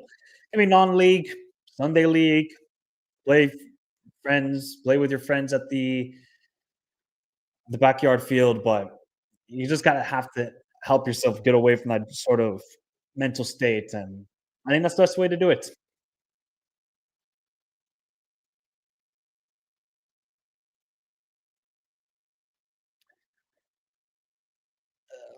The worst players on the field today have definitely been Masuaku.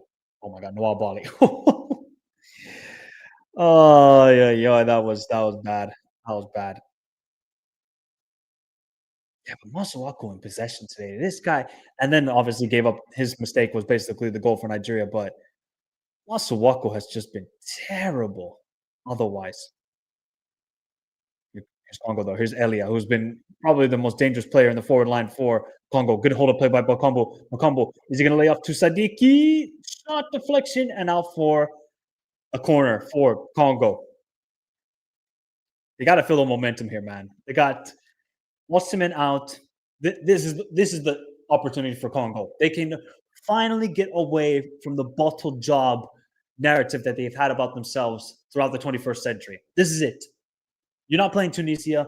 You're playing Nigeria.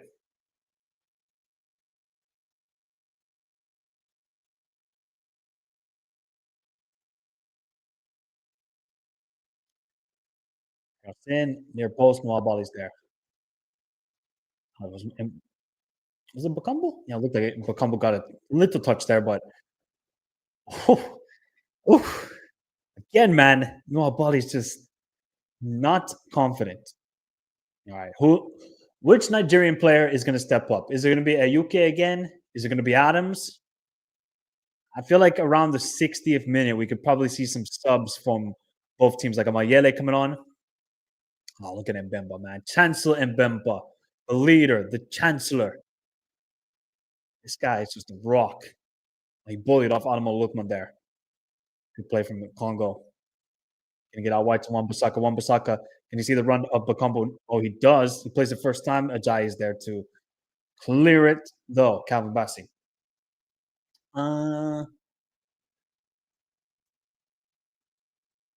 Yeah, and apparently also empty that Sadiki is trying to recruit even up more guys by himself, which is good play. Oh, great play. Oh, back post. Oh, that was an opportunity there. I don't know what Mokau was doing, but Mokau, he kind of just played it on the ground. Just played it straight into the hands of Nwabali. I think Osman is injured. It looks like he's injured, but I don't know if it was the face mask or the collision he had with what was it in the first like 5 minutes? Wan-Bissaka, but that was the only problem there.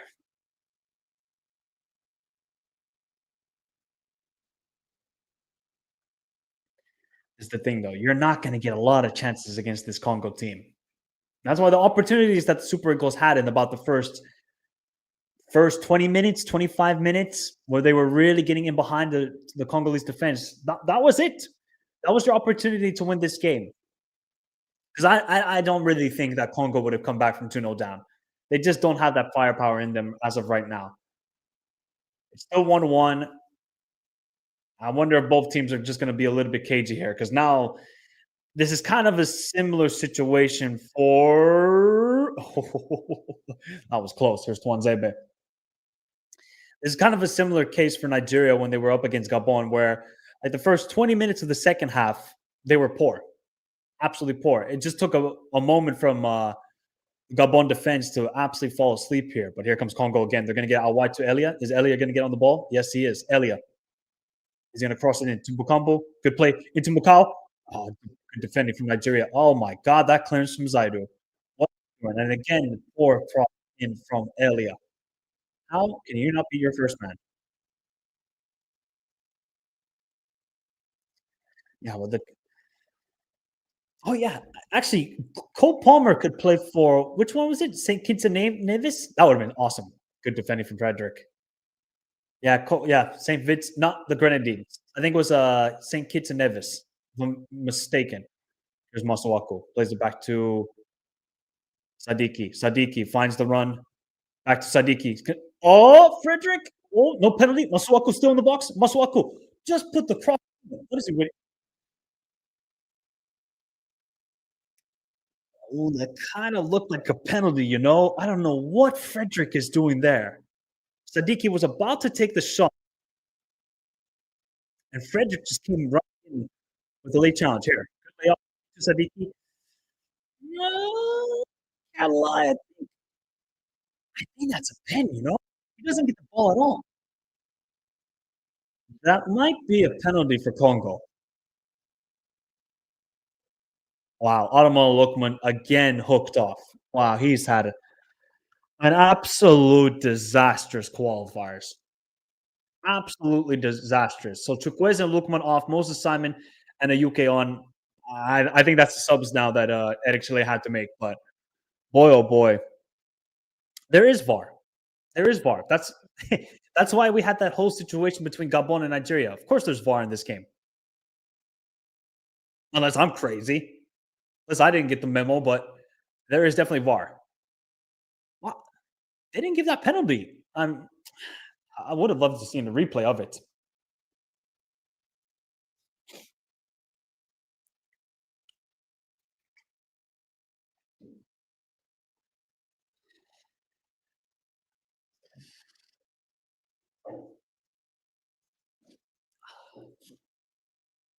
Thoughts on Gattuso comments that he said Africa should deserve less spots. I mean, Gattuso, you're shit. Sometimes maybe good, sometimes maybe shit. You're shit. It's as simple as that. If you couldn't beat Israel by more than 3 goals, what can we do for you? You needed 5. You conceded 4 goals to Israel. Maybe Gattuso should focus on his own national team before crying about other. This is the problem with Italian football. They're entitlement now. Oh my God. Good play again from Congo. Can they play out wide to Sadiki? Into Bukambu. Bukambu into Elia. Elia overlapping run. Back to Bukambu. That's on ball. on Bakambu. Yep. Yep. Handball on Bakambu. Yeah, he's not. Almo Lukman has been poor these qualifiers. Really, one of the worst sort of star players of any national team in these qualifiers. Really, really poor from him. Even Chukwueze has had his moments. I don't know what Bakambu's doing there. This just feels like one chance, one goal. That's enough. I don't think we're going to see more than that in this game. And here comes now the sub for Congo. Bakambu is coming off, which I'm not mad at. I don't think he's had like a spectacular game. Yeah, he got the assist for the goal, but now Mayele is going to come on, and he could really, really cause some issues here to the Nigerian defense.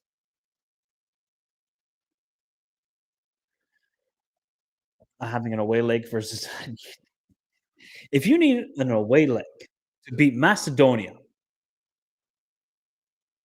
then you're not the Italian national team. You're the San Marino national team. Not even the San Marino national team. You're the Vatican national team. Come on. Come on.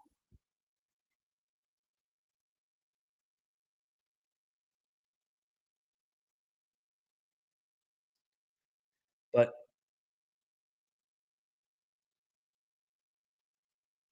God, Nigeria, they cannot progress it into Congo's half. The one thing that, Awobi, that Lukman and Chukwueze were really doing well was kind of tucking in as two number 10s. But is that really like the game of Moses Simon and a guy like Ayuke? Ayuke seems well, maybe Ayuke, because he kind of does that as well sometimes for Sevilla. Awobi, you just got to control the ball. Awobi, you just got to control the ball. Awobi, what are you doing? Awobi's lucky.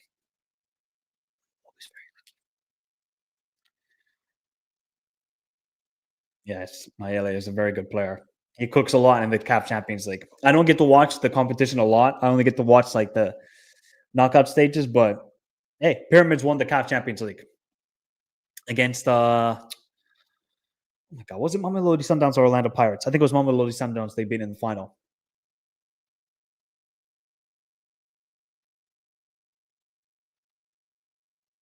Oh, yeah, UK poor there. Good defending from Frederick, but oh, that doesn't look good for Frederick. Is he down injured? Oh, that doesn't look good for Frederick. Is he okay? Definitely feeling the pain there. Eek. That was a nasty tackle on him. I guess it was like the studs. Good defending from Frederick. Oh, this is going to be a slow burner now for the last 30 minutes, I think. It's just inevitable we're going to go to penalties here. It's inevitable, people. Inevitable.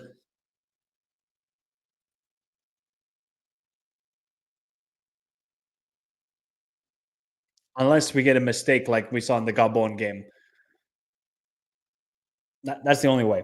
I just don't see how Nigeria now, because maybe they could improve in the last 30 minutes, but they kind of just seem like wanting to play it safe. Okay, ball over the top. And Bussy is going to get to it. Yep, he is. Too easy, man. There's just no build up play right now with the Super Eagles. Eric Chalet's got to really tell his midfield, hey, get on the ball and just start dictating play. That didn't look like a foul on Yeka. You think Italy would struggle in Guayaquil or Maturin? Bro, Italy would get killed in El Alto. I'm sorry. They would. They would. And they would struggle in Maturin. Venezuela only lost one. It's just entitlement from Italians. And look, we all want to see, well, maybe not all of us, but me personally, I would love to see Italy do well. They're a historic football nation, and that national anthem deserves to be at the World Cup. But you cannot just say, oh, we deserve to be there. Oh, look at all these confederations having all these spots, yada, yada, yada. Your national team needs to improve. Your league needs to improve as well. If that doesn't happen, that's on you. That's on you. So it's so, but they need a harsh reality. They can bitch and moan all the time. They will keep doing that, and they will see their level of football decrease, decrease, and decrease more.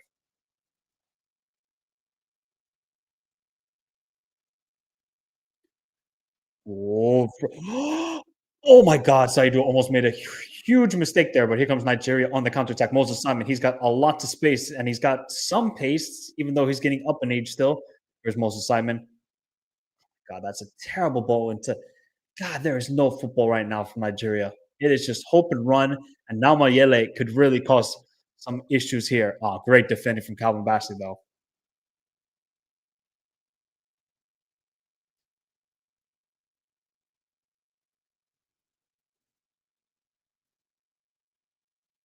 Yeah, look, Congo are getting a little bit more confident in possession. They're really moving it well. Oh, can Elia get to it? Oh, Saidu does not look the most confident. And Jai, yeah, just don't let Noah Bali on the ball. Moldova equalized.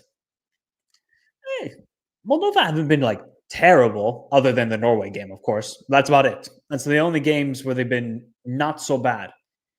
Even against Italy away, like Moldova were a little bit confident.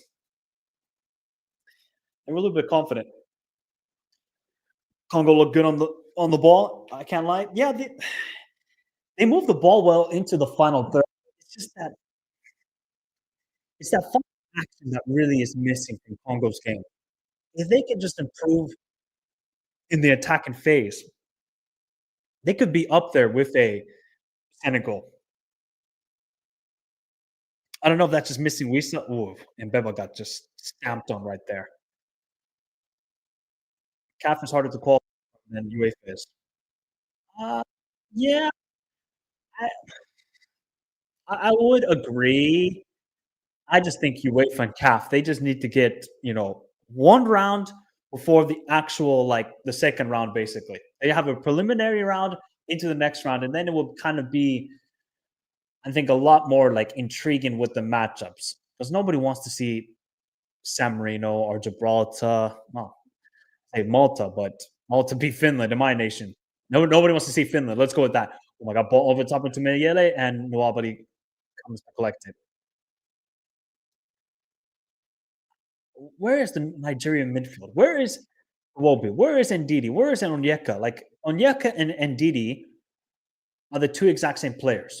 They don't have a player like a Siddiqui who is all over the field, can feel comfortable receiving it out wide, or an Mbuku. So they are struggling. Italy will qualify to the World Cup when Infantino steps down. Well, what a glorious day it would be to see that guy away from football. Oh my God. Again, Nigeria just give it up straight into the feet of Siddiqui. Siddiqui, is he going to play it? Ooh. There was a man free right in the middle. Here's Masuaku. Back to Chancel Mbemba, who hasn't had to do a whole lot in this second half. Oh, nice feet. Look at all of the space for Mukau. Look at all of the space for Mukau. He's going to play it out wide to Mbuku. They're cooking. I know it's actually Siddiqui. Siddiqui is going to take on Frederick. Siddiqui still. Siddiqui. Good defending from Frederick, man. Good defending from Frederick. Frederick has been doing very, very well in this second half. I don't know what Siddiqui is really complaining about. Is it a corner? Maybe. Yeah, maybe Frederick touched it at the end there. But it didn't look like a whole lot, I would say.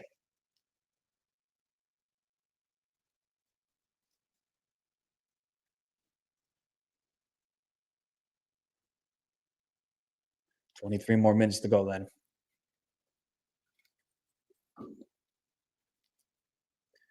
Actually, now the stadium is all full. At the beginning of the game, it was not full at all. I think that's going to be a good case, actually, to AFCON too, because, sometimes in the previous occasions, like really like the Cameroon AFCON, there was a lot of empty stadiums. Obviously, a lot of the games were midday and what was it, like 35 Celsius, pure humidity, 100% humidity. I feel like the AFCON in Morocco, there's going to be a good crowd there, which is going to be good to see. So that Mr. Jamie Carragher will not cry, "Oh, there's no fans at this stadium. Look at nobody takes this tournament seriously." If that guy says anything about the AFCON again, oh boy, he's going to be in trouble. Hey, UK, you got to get rid of it. That didn't look like a foul from Masuaku. I don't know what was going on there. Everyone was on the African timing. Yeah, I would take Iwobi off. I mean, who could you bring on though for Iwobi though? in the midfield. You cannot bring another Onyedika. He's definitely offside. Really. Saido's not offside. Oh, into the box. Oh, now he's offside. Who are you gonna bring on here? There's not okay, maybe you could bring on Aurelio Kodare, play as a two-striker formation. Do you want to go with another midfielder with Onyedika? Mm, that's gonna be a tough one here. Gonna be a tough one. Uche, he's not even on the bench. Uche's not even on the bench. He didn't even get called up. I think Uche, because you're not gonna call up Osai Samuel, Onyemaichi. Yeah, there's not a lot of options off the bench though, attacking wise. Oh boy, all three starters are off. COVID affected Cameroon AFCON. Yeah, maybe slightly. Maybe slightly it did. But that didn't affect though the full crowd for Cameroon games. So I think that's a bit of a poor excuse. There was a good crowd for like I remember there was the Algeria Sierra Leone game that there was maybe 1,000 people in the stadium.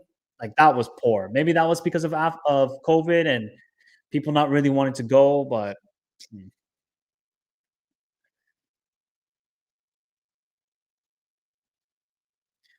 all right, 20 more minutes to go.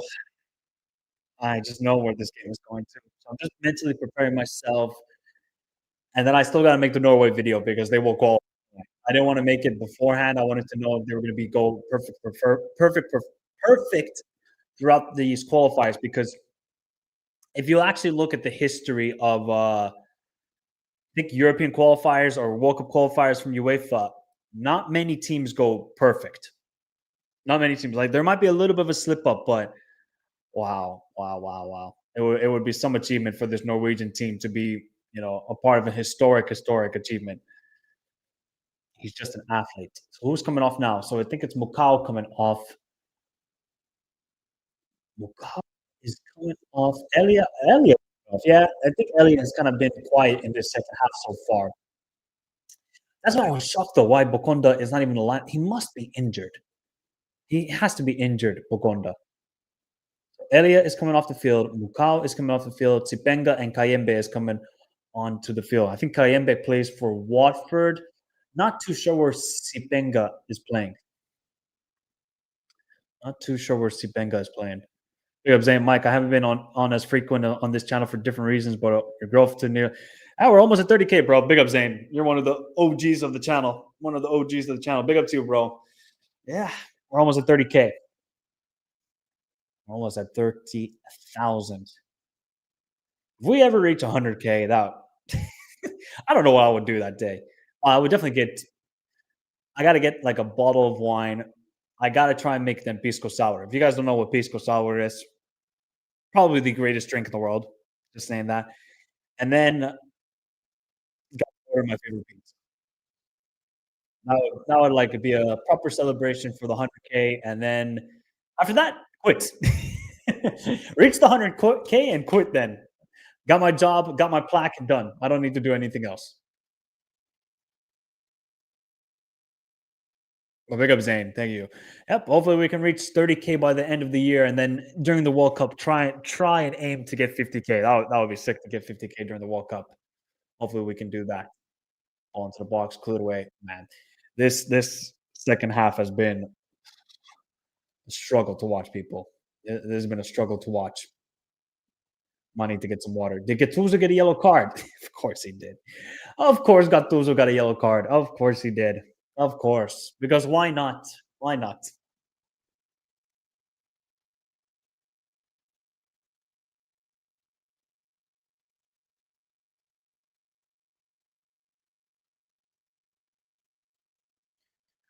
I have a feeling that Congo are going to score a goal in this 90 minutes, though. I just don't have any confidence right now that here's Tipenga, good defending from Zaidu. Nigeria are doing well. Oh, I say that, and it's a quarter now for Congo.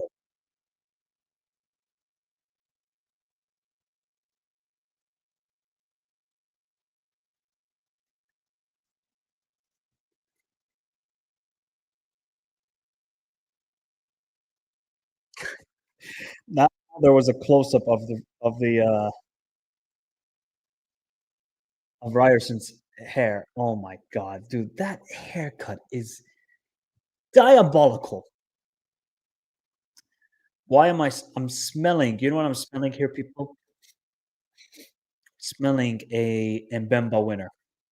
I'm smelling an Mbemba winner. I don't know why. I'm just smelling it. DR Congo have a chance of an upset. This is not an upset, bro. If people like, because I saw some whatchamacallit, some pages. Oh my god, that's a wild shot. That's never going in. I saw some like football pages. They're like, DR Congo stunned Cameroon. Brother, are you okay? Stun. That's the other way around. The favorites, DR Congo, beats Cameroon. That would make some more sense. Stun. Like, even if DR Congo win this game, it wouldn't be like a stunning victory. Oh my god, they upset Nigeria. No. This is a 50-50 game before the match even began. And it's playing out that way once more. And the Super Eagles right now cannot control the ball to save their life. They are treating it like a grenade on the front line in World War One, in the trenches, bro. Somebody just, I don't know if it's just nervousness or what, but my God, they cannot handle the ball whatsoever. And these are professionals, by the way. Owobi, Ndidi, Onyeka, two of them play in the Premier League, one of them in the Championship, and all of them right now look horrific. Horrific. So, man, something's got to change here. Is that a foul? What's going on here? Not a foul? No foul? No? Okay, he's saying just a collision, accidental collision there. Yeah, that was definitely men against boys. Still going strong, having scored the winner against Cameroon. Of course, yeah, all the media were saying that Cameroon were favorites. Zero ball knowledge, bro. Zero. Oh, good turn from. Oh, okay, that's not a foul. Get up, Mbuku. Come on, bro. What is Ndidi doing there? So they're just gonna kick and run with Adams. Is this really actually? You gotta tell your midfield to just calma.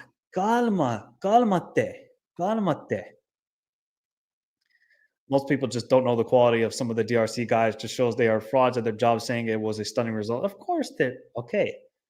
Oh, now look. So Eric Silly now had to switch formations. He's going now to the two striker formation, 4-4-2. Awobi, just average Awobi performance. I think that's the best way to put it. So now that they got the two striker formation, they got Arokadare, who's about 6'7", mammoth of a striker. He scored. Who did he score against? Did he score against South Africa or was it against Lesotho? No, I think Adams scored against Lesotho. I think Arokadare scored against South Africa in that game. But yeah, I mean, Eric Chile had to change something, guys. There was no way he could go this entire second half and just see his midfield do absolutely nothing. Now, it's probably just going to be Route 1 football here from Nigeria, but I don't think they have a choice because that's a foul on Ndidi. Yeah, that's a foul. Norway have completely stifled Italy's momentum. Yeah, I would say that. I mean, considering that Italy got a goal, in the first 5 minutes with Esposito? Other than that, they've kind of died it down. But I think Norway just kind of game management from a player like Solbakken and them. I just saw the reaction of the Italian bench, and they were going crazy. Like, oh, we can do this, guys. Oh, poor ball from Moses Simon. Where is that cross going into? Zaidu, can you put in a decent cross? Back post towards Calvin Bassey. Falls to the feet of Ayuke. Ayuke, is he going to beat his man? Nice little feet. Straight into the stomach of, I don't know which Congolese player that was.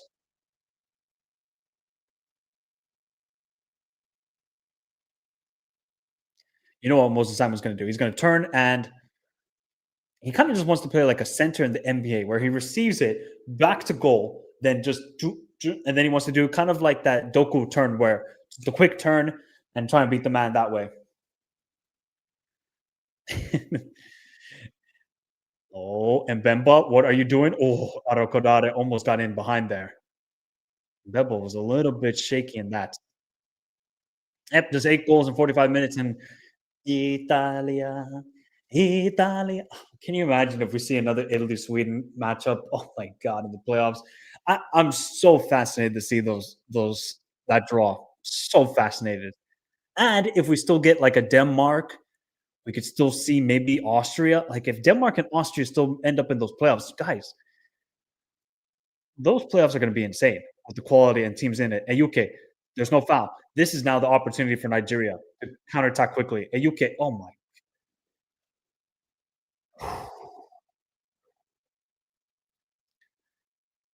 Did like did some magic potion go into the Super Eagles change room?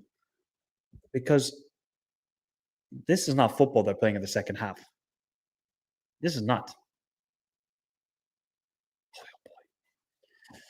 Boy, oh boy, it is a tough watch. And we got 10 minutes to go. I'm just begging somebody to get a winner here. I'm just begging because I cannot do extra time again.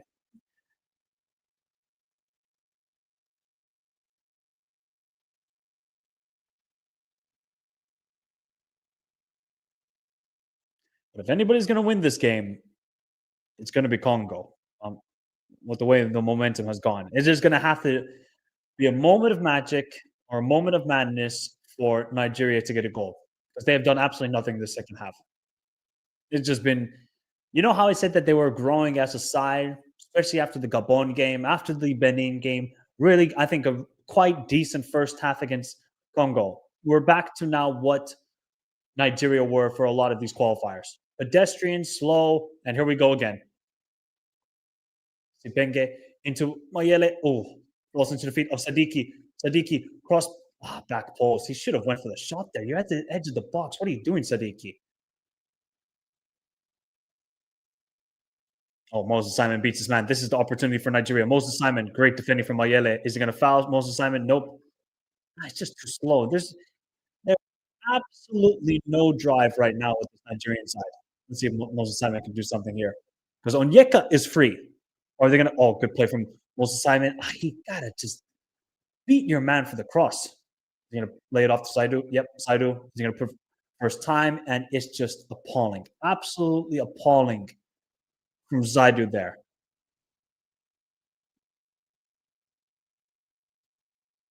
And again, what is that cross from me? Do these like professional footballers, right? If I'm a salesperson, I got to work on my speech every time to sell the product. Sell the product. My writing's got to be crisp. It's like professional footballers don't know how to cross. Here we go with the counterattack, though, for Congo. They're in behind. Great defending from Calvin Bassey. I mean, Nigeria seriously wouldn't be in this position of maybe qualifying to the World Cup without that man and without Austin. Calvin Bassey deserves to play at the World Cup. Is he gone in? Oh, he did dive there. He did dive there in that situation. He did dive there.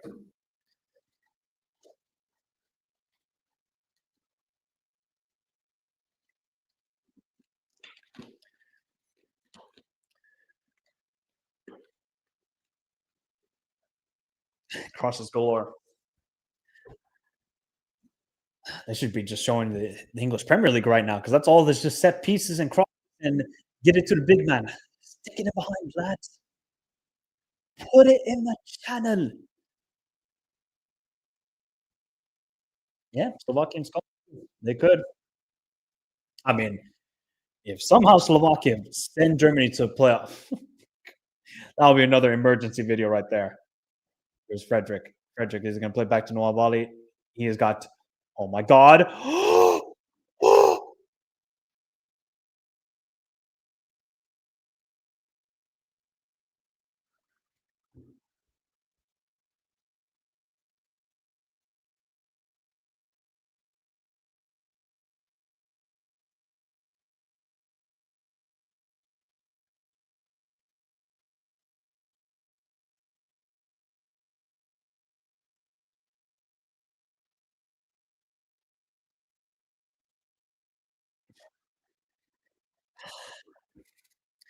How many times am I gonna say it during the stream? How many times am I gonna say it in the videos?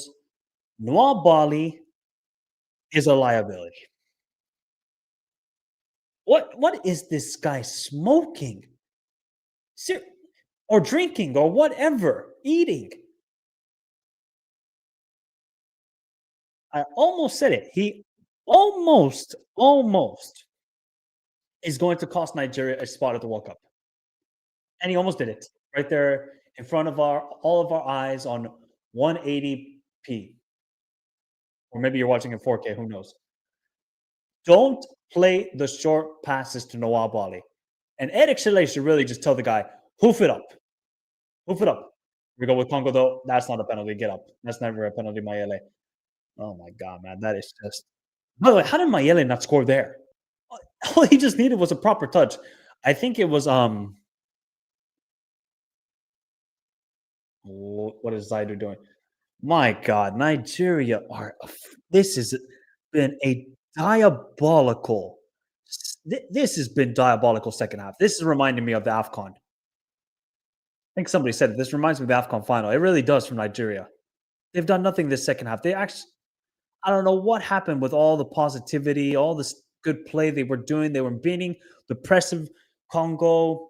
They were getting in behind. Alamo Lukman was looking okay-ish, but boy, oh boy, they have lost all momentum here. I mean, they're going to have to recover something here.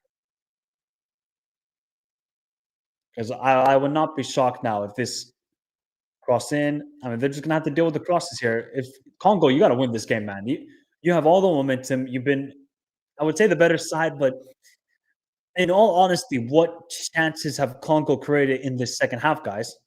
Cross in. Nope. Sipenge, I think he's offside as well. Nope, I guess not. Mosuaku, can you put in a good cross? Mosuaku, oh my God, what? Corner? Yep, corner. Corner for Congo. Oh, man. Yeah, Lukman was not good on the field. He was not good at all. Poor man. Just from a CAF player of the year's perspective, it was really poor qualifiers from Adawan Lukman's. Corner in. The UK. God, this is it. What are Nigeria doing? They cannot control. Oh, Congo, please win this game. We cannot see this diabolical football. We cannot. Can you imagine what a Bolivia-Nigeria game would look like? I mean, that is like a matchup I've always dreamed of. But boy, oh boy, it would be a hard watch. They're cooking here, though. I think Congo can smell blood. Now, it's just a matter of who gets the goal here. Here's Simpinge. You forgot the ball. A UK clear. Oh my God. Adams cannot hold the ball. Oh, good. There we go. Finally, Adams wins it. Moses Simon into a UK. That's going to be a foul on a UK. It is. Oh, man. I think any Nigerian right now is like, just win this game. Because, the backlash on Eric Chile because of these tactics and probably the players as well. For this second half, especially. I'm really perplexed by Eric Chile because Eric Chile has been overall done well with his tactical setups and tactical tweaks in the game, but today he's getting cooked by Desabre. Desabre has made the right subs. He brought up Bakumbu because Bakumbu looked a little bit tired. He brought up Elia because he kind of faded away in the second half. He didn't play on Thursday. So maybe Elia's fitness isn't quite up to speed. Brought in another midfielder.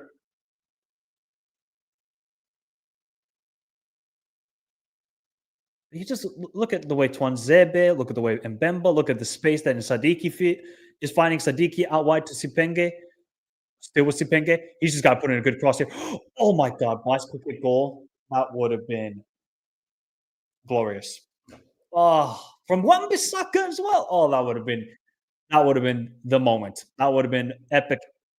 Sipenge might have been offside.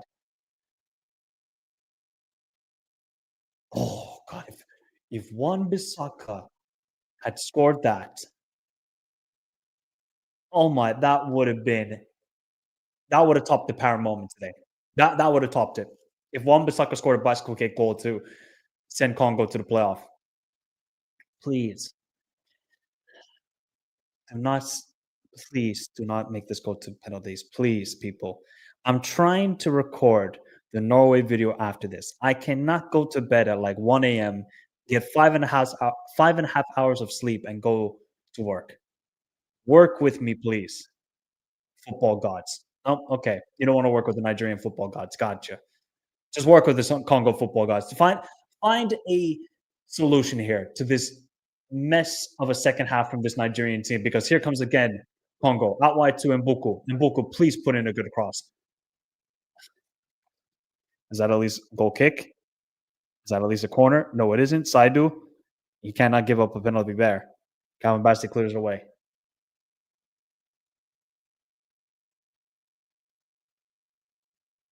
Look at that. They're just hungry. They are the leopards today. Congo. They are the leopards. They wanted more. Extra time? No, there is extra time. Extra time, and then it goes to penalties. Wow, only 3 minutes of added time? Wow. Wow.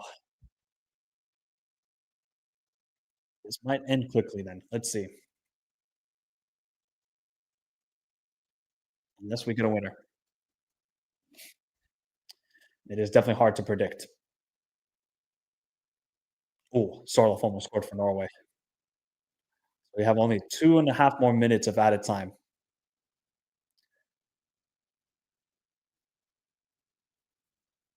Oh, that's going to be a foul on Bassey. Yeah, that looked like a foul on Bassey. I know Mayele is trying to complain about it, but you were not going for the ball there.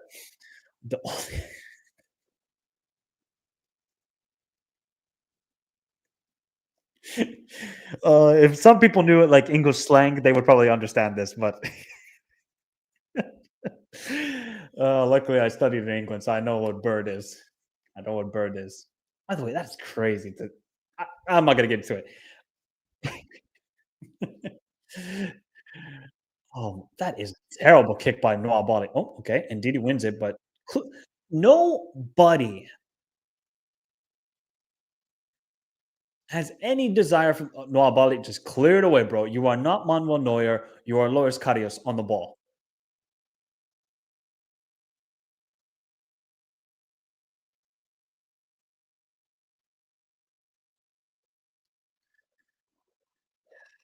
That is just a terrible cross from Saidu. That's just a terrible cross. And there's nothing more to say, people. Diabolical. Diabolical. End it now. On this point, it feels like Nigeria on penalties. Yeah, it does. It does. It does feel like it's Nigeria, Noah Bali coming up clutch, which he did against South Africa in the semifinals of the AFCON last time around. It just doesn't feel like they're going to score a goal even in extra time, unless like magic happens. But here comes Congo. Sipinge, he's been giving trouble lots of Frederick. Oh, Frederick, gotta be careful. He don't give up the penalty. No. Goal kick? Corner for Congo. This is it.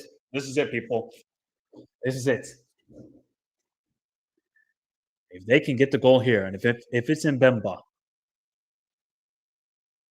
my oh my.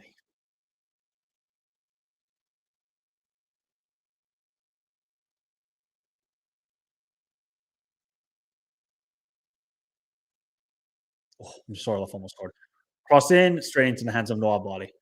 And now Noah Bali wants a foul by Mbemba. Not going to get it. Dom Deng saying, poor old Italy forgetting to develop a striker. To be honest, they got like 3 good strikers nowadays. That's actually not their problem. The problem for Italy is their fullbacks other than Di Marco are average, and their center backs other than Bastoni are average as well. And you can probably say the midfield. All right, people, we're going to extra time. Oh, for the love of God. Somebody went in extra time at least. All right, I got to go to the bathroom, and I got to get some water. Let me know your thoughts. Are you still with me? That second half was dreadful. Absolutely dreadful football. Nothing inspiring and pain, pain, pain. All right, I'll be right back. I'll be right back.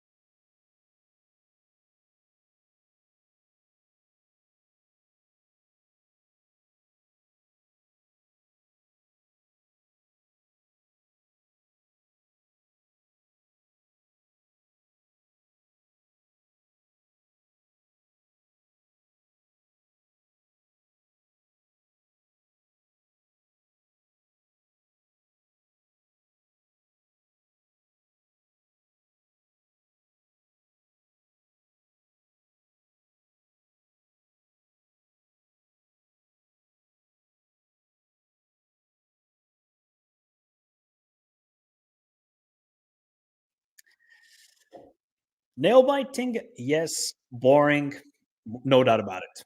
It's boring.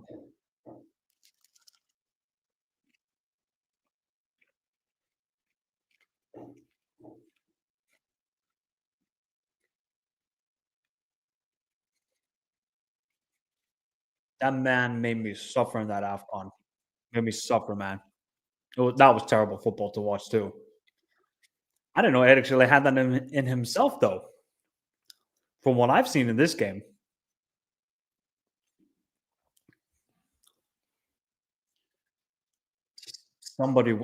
this cannot go to penalties, people.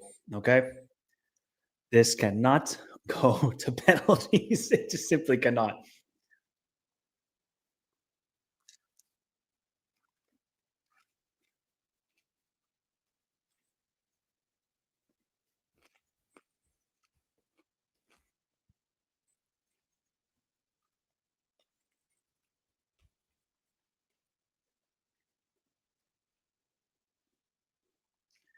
Yes, it does. And yes, he was. I would agree. Bassi has been the best player. I think of either team, either him or oh, I would say Mutuzami was pretty good in the game too. I would say Mutuzami too.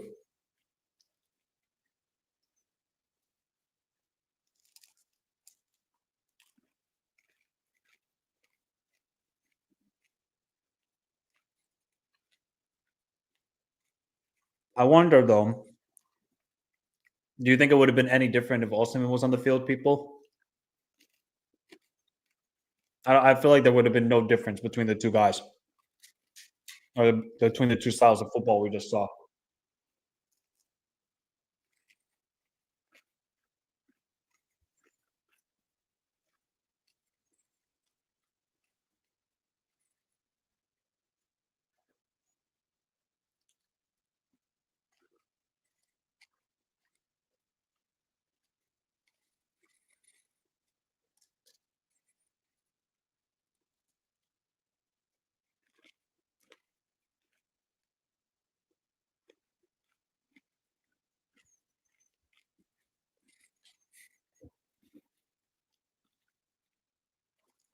I think this is like a big key thing that Congo have kind of developed in the last couple of years is that their bench is really strong nowadays.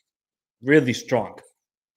So if you're Nigeria, how do you combat that? Well, you have to just sub in an Onyedika. You have to just bring in a player like that who's comfortable on the ball, can read the situation, and I don't think Eric is making a sub.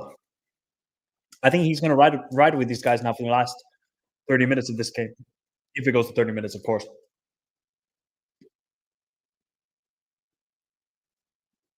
Mm, just dead.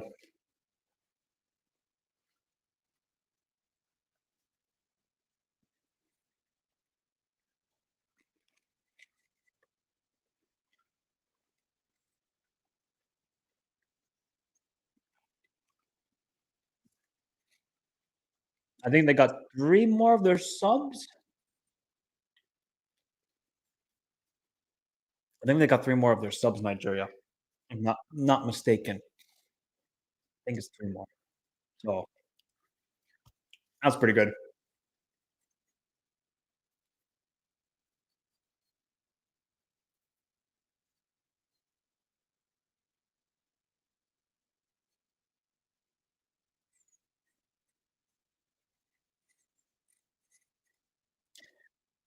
Yep. Now extra time, and then well, because this is the Michael Talks Football channel, this is definitely going to pens.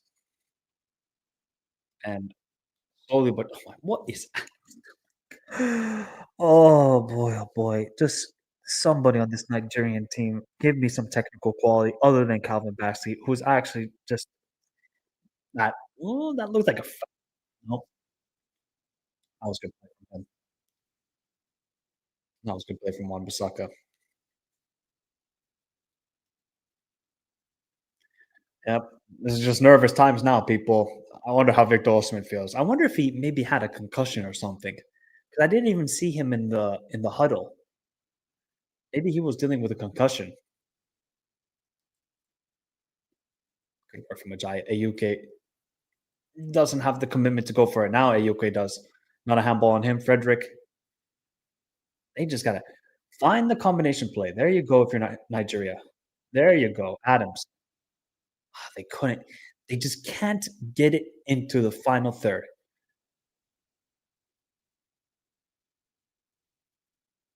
That's really the biggest problem here for the Super Eagles. They cannot progress it into the final third at all. And then Nwabali. Okay, finally. Oh, I say that, but it would actually just be so kind of poetic to see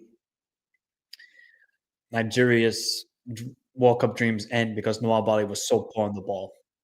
I just would find it so poetic, people.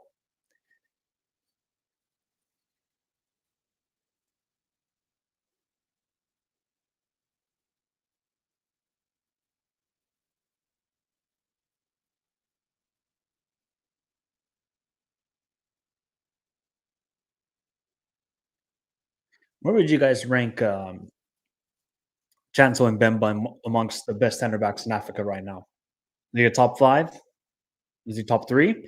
Because apparently he's been doing really well with Lille. I haven't watched a lot of Lille this season because finally he got to play some club football. But his performances with Congo have been just exceptional, other than really the Senegal game. But I think Mbemba has a place here to make a top 5. Here's Sadiki, though, into the box. Sadiki. Mayele, somebody for Congo, they work it well, but they cannot find out one last opportunity. Here we go again, though. Back to Sadiki. You gonna play out wide to Wan-Bissaka? Nope, it's to Macau. Mboku. Nobody again. Ayuke. What? Why does Ayuke treat the ball like it's a grenade? Calm it down. Calm it down. Yeah, they are super nervous. Yeah, I mean, I'm sure there's a lot of Congolese people though in the states as well. I'm sure there's a lot of them too. But here's Sipinge. Sipinge up against Frederick again. Well done by Frederick. He's probably got tired legs. Oh, and then he loses it to Sadiki, man. Oh, Sadiki back post towards Mbuku. He cannot control it either. Mayele is free. Oh, Sipenge was going to go. Okay, foul. Okay. Goal? Foul? Yeah, foul. Okay, foul on Nwabali. That looks like a clear foul to me. I don't know why Mayele was celebrating so shamelessly.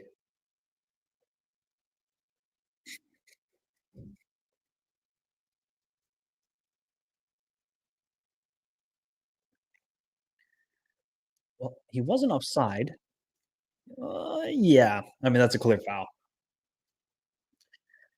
England become only the second UEFA nation after Yugoslavia to qualify, winning all games and conceding 0 goals. Damn. Now that's a nerd stat right there. That's a real nerd stat. And they won all the games. Kavabasi, Ndika, Koulibaly, Mbemba, Aguerd maybe. Yeah, I would probably throw in somebody like Tapsoba too. Burkina Faso.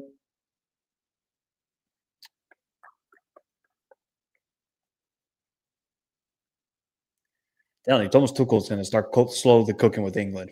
And that's just because of the insane talent they have. Mayele, can he hold it? You can hold it up to Mbuku. Just again, man, just a carbon copy of what we saw in the second half. Nigeria can't keep possession. DR Congo are going to keep possession. Tsipinge, I don't know what he's doing on this left wing. Is that going to be a foul? Yep, it is. Oh, yeah, it's a struggle to watch them play now. It is a real struggle. Sub for Nigeria. It looks like Frederick is coming. No, Saidu is coming off. And who's coming on for Saidu? Onyemaichi? I think it's Onyemaichi is coming on for Saidu. That's probably the right call to make because, I mean, Saidu's crossing is awful. Awful.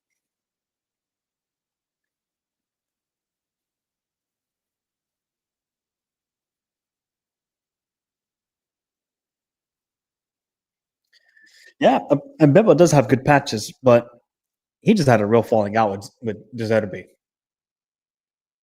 But, I mean, I think that's pretty normal with Deserbi, it seems like.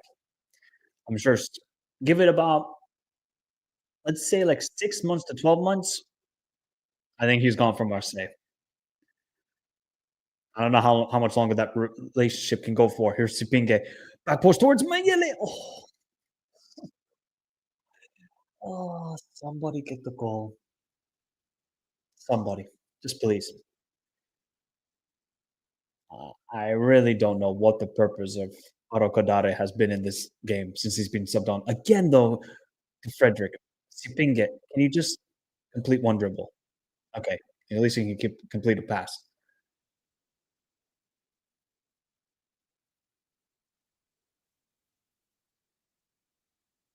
Oh, good touch from Sadiki into Mayele.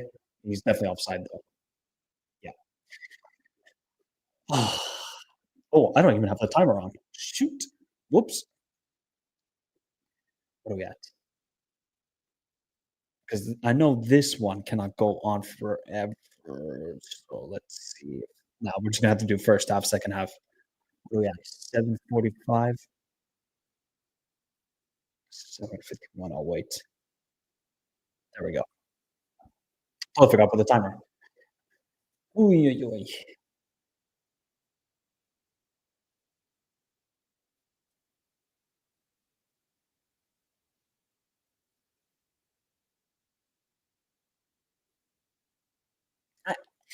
I'm just baffled at how Nigeria have played since the second half. I'm really just. Oh, look who scored. Antonio Nusa. God, this guy's a baller, man. What a campaign from him. What a campaign. It's 1-1 now. Absolute baller, man. That guy, jugador, as they would say in Spanish. Jugador, que crack, que crack. Antonio Nusa is crack.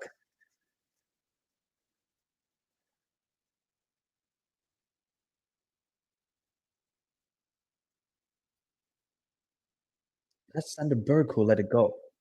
Step over, boom. Of course, on Di Lorenzo's head. Of course. Oh, no, actually, it was on Fratesi? No, actually, Politano was marking. Oh, boy.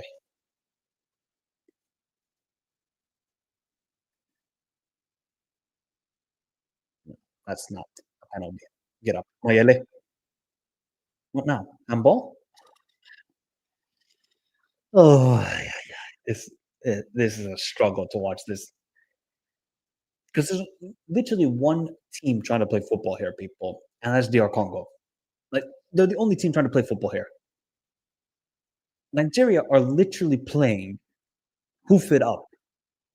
They're acting as if like they're Sao Tome Principe, like they're acting like Djibouti, they're acting like they're Seychelles. They just lump it over to the big man and see what happens. Really? Is this supposed to be Nigerian football now? Come on, Eric Slay. You can do better than this.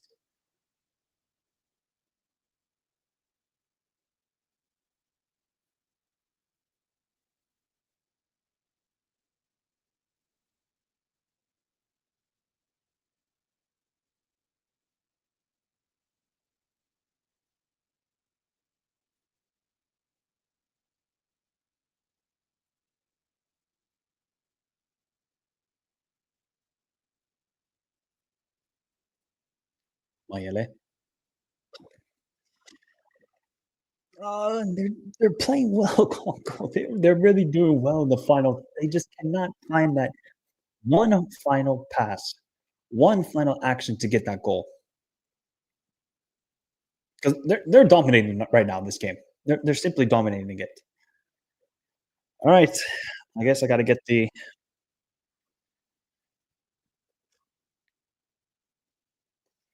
Norway video ready, huh?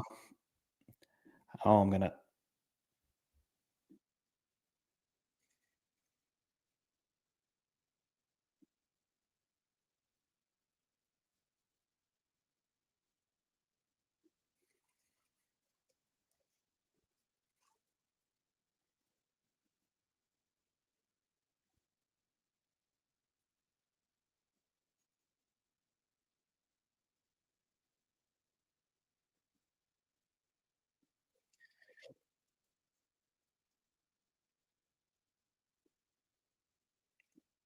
Oh, really? Is crack terminology is Portuguese?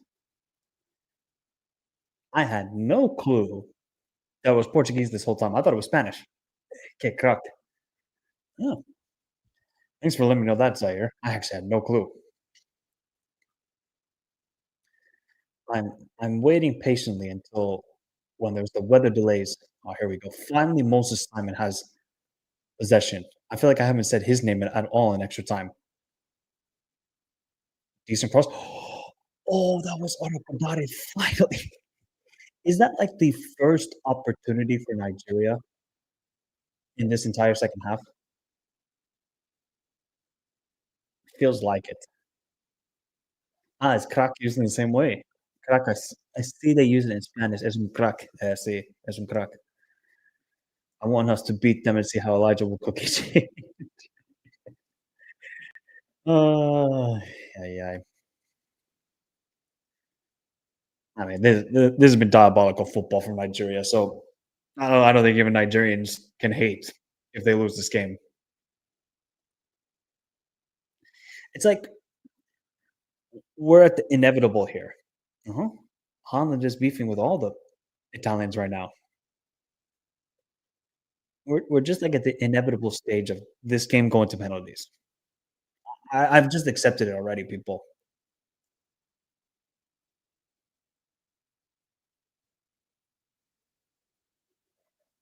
Look, even Noah Bali's wasting time. Ah,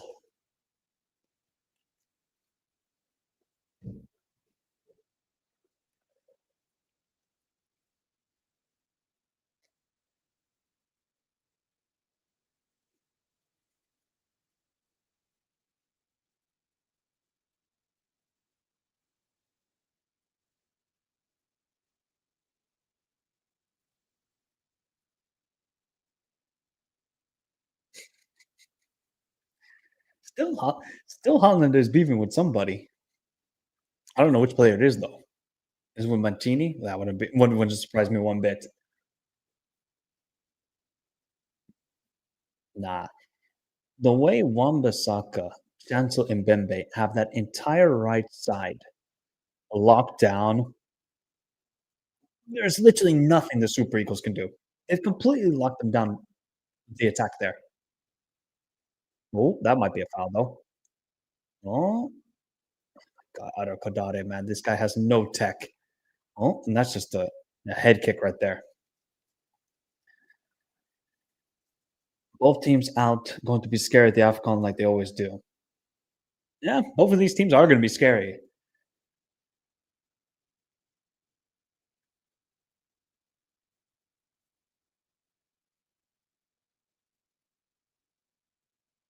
I don't know who Holland was beefing in the game against Italy, but I can almost guarantee now that Holland's going to score in this game.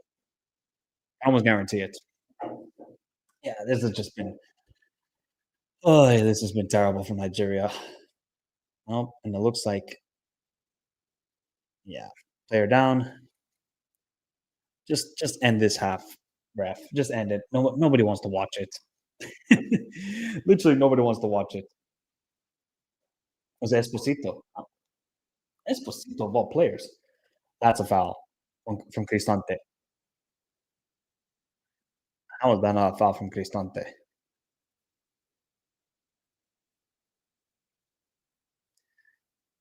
Well, or should I just end this stream now, people? Because I don't think I can get through this. I'd rather make the Norway video than keep watching this game. Well, there's about still 20 minutes of Norway game. I just know where this game is going. It's going to penalties, and we'll see which team has the cojones.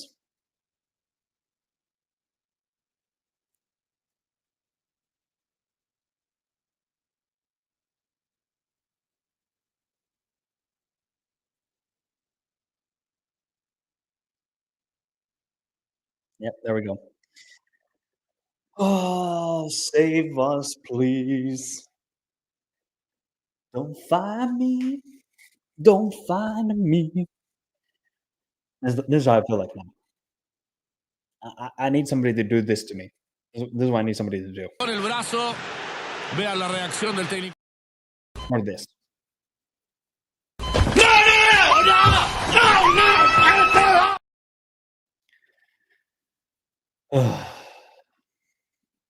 I wish. But by the way, do you bring the golden goal back? Put a 1 if you agree, put a 2 if you disagree. They have to bring the golden goal back. So that way, then people will understand what it felt like when Trezeguet scored that winner in 2000. And Trezeguet scored that winner. Yeah.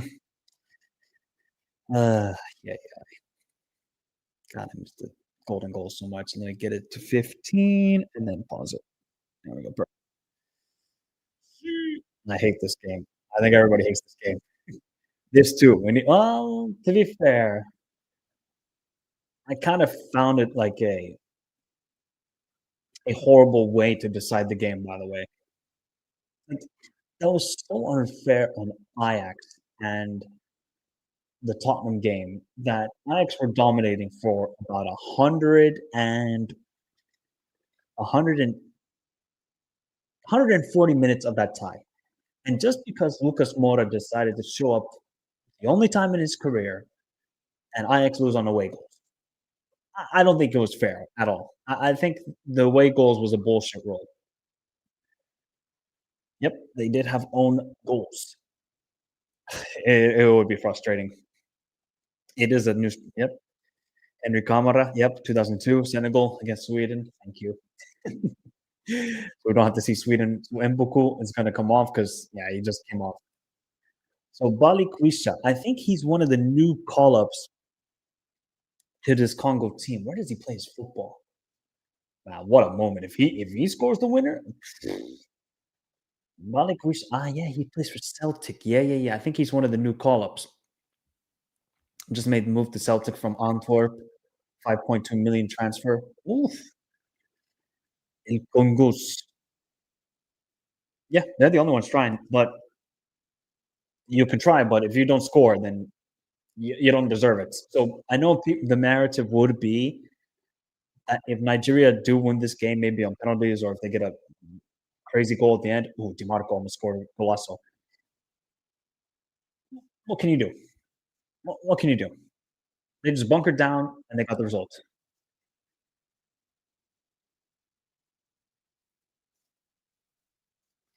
All right, somebody get a winner in this next 15 minutes, please. Somebody get a winner. I'm begging. I'm begging here, people. I'm begging. Please.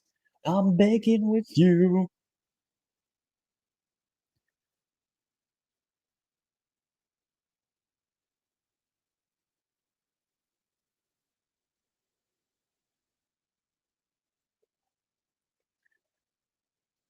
Imagine if this. I think because I think this Balikwisa, I think it's his first ever call up with DR Congo. Can you imagine if he got the winning goal to send DR Congo to the World Cup?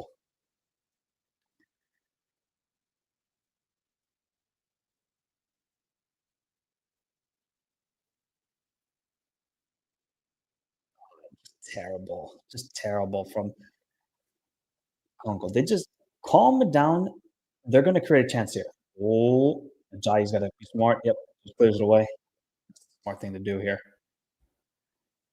If you're, oh, actually, it's throwing for Nigeria.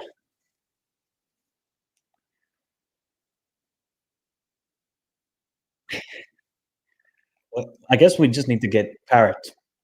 Somehow Parrot needs to find out he's like Nigerian or something. He's got like Nigerian grandmother, and then he gets subbed on for Nigeria and he gets the winner. That's the only way this game is going to end, I guess. Because I know DR Congo have been the better side. I think we can all agree. But I will allude to it. What dangerous opportunities have they created, people? The only one has really been the Mayele second half champs. That's it. So you can say, oh, Nigeria, they don't deserve it, all this, all that. But I mean, DR Congo just haven't threatened Noah Bali at all. Like I haven't said once in this 110 minutes almost now, wow, Noah Bali, he's saving Nigeria. That hasn't been the case. So if I'm DR Congo, I don't want this game to go to penalties because I think then that's a really like just a mental battle that can they win it? Mm. Oh, good feed from Mombasaka. He's got to release it, and then he just gives a poor pass. Let's see if Sibinga can get it. Yes, he does. Yeah, they do. Ogbene, I guess is Ida. Is he Nigerian? Is he?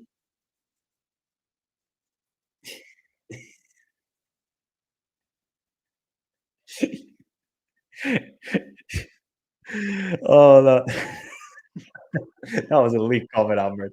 Somehow he's getting more bald. The head is getting more shinier.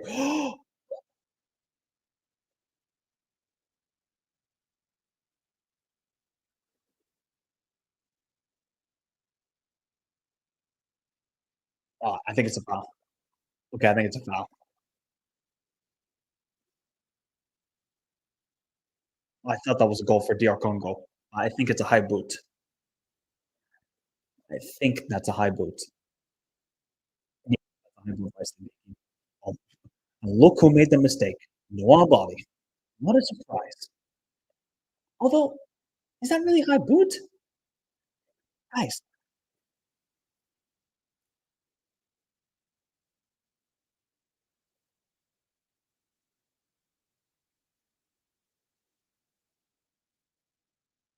is that really going to be a foul? Maybe they're going to go to VAR for this.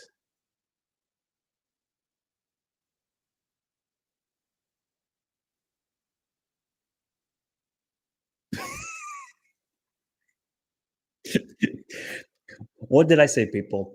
Who was going to just dunk on Italy? Who would do it? Erling Braut Haaland. You just knew that was gonna happen, people. You just knew it. Unreal, unreal for Norway, man. What I think we should just give. You have to drop a clapping emoji. You have to drop a fire emoji, and then you have to drop the Norwegian flag because it's 3-1 and Holland just scored another goal.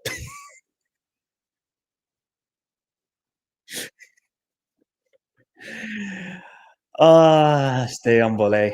Stay humble. Wow. Esposito, you did the dumbest thing possible, waking up the monster. You did the look at them laughing. Bryson with his stupid haircut is laughing all over Italy. The Norwegian fans are all taking videos.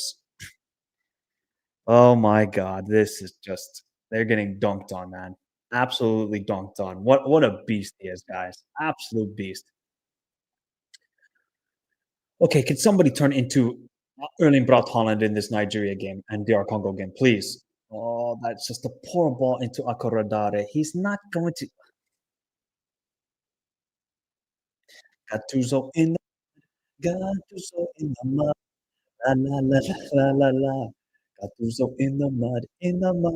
Gattuso. I think it's time to drop now the celebratory Norway are qualifying to the World Cup tweet.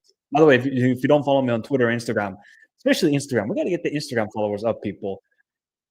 My Thai Norwegian friend will still slaughter Solbakken for allowing Esposito to score. Follow me on all the socials, by the way, people. Join the Discord. I don't know how the Discord is tonight, but it's been getting a little bit interesting, shall we say, in the Discord. Just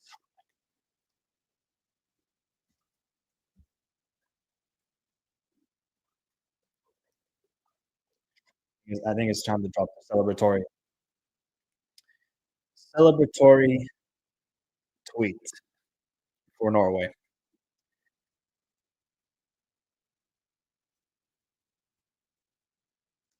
Yeah, this is a good photo. This is a good photo for the Norwegians. They deserve a in the mud. Because now there's that's not quite the best video. Yeah, exactly. So I don't know what Gattuso is bitching and moaning. Oh my god, Italy! My God, you're getting dunked on by a Norwegian team that are ass. I mean, a Norwegian team that are half oursing it. Come on, man. Let me just do this first, people.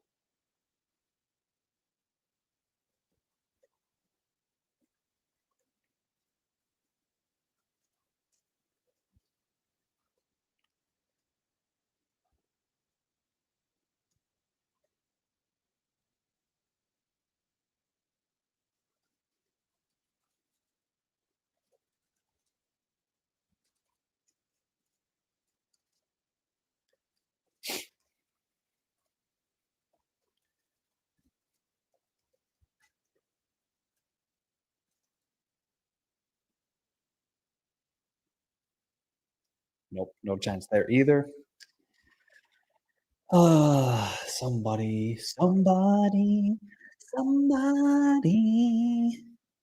save me from this disaster.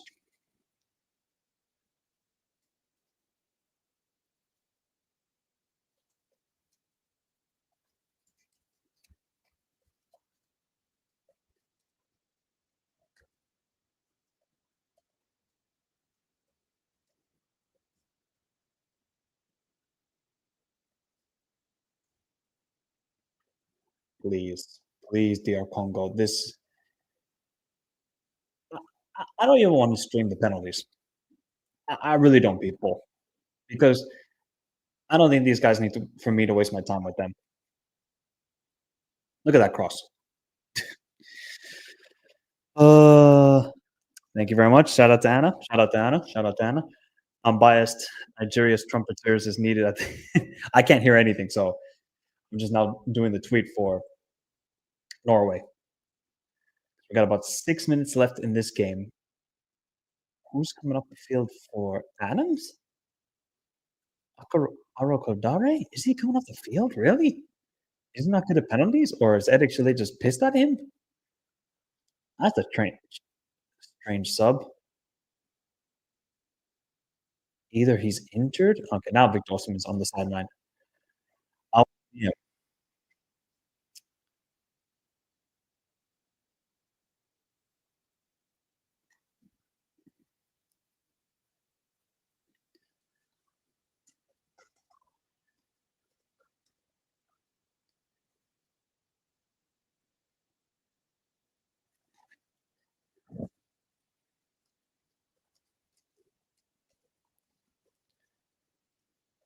You can just tell how boring this game is, people. I've lost interest. I've actually lost interest. Well, I love these sort of playoff games. You also have to bring an element of some quality here. And there is no quality from one of these teams. And the problem for DR Congo is they're not really they're not really getting they're not producing the chances that we would believe a team of their quality have. That's kind of been the big issue too. Boy, this is stinky for Nigeria. Again, also Sipinge. This guy loves a dribble, can't control anything.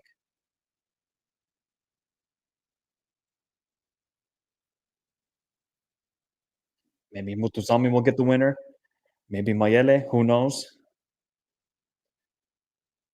I think if you're DR Congo, just try and win this game, man. Don't let this go too.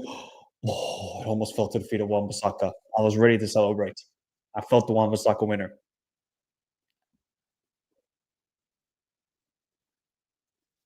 Let's see how many goals has Norway scored these qualifiers. How many goals do you think they've scored, people? Must be a ridiculous amount for Norway.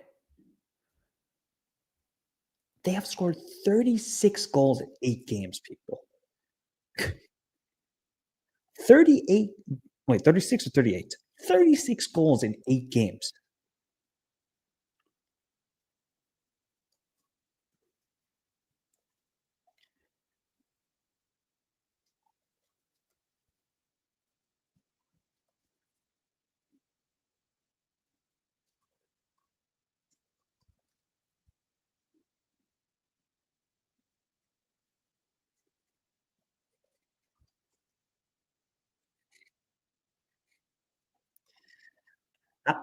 People, how many goals do you think Holland scored in these qualifiers? Holland scored 16 goals in 8 games. 16 goals in 8 games. And he's about to maybe score a hat trick. Oh, he almost scored a hat trick. 16 goals in 8 games is actually ridiculous. And yeah, Victor Osimhen just turned into Cristiano Ronaldo and is now the coach. God, Ayuke, he was awesome against Gabon. Today, he's been awful. Yeah, Osimhen is like, all right, actually, you're sweating too much. Just poor defending. Moses Simon, what are you doing? Ayuke, what are you going to do? Oh, gets it out to Moses. There's just no drive with this Nigerian team. Look at all the defenders for DR Congo. Easy. Actually easy for them to defend this.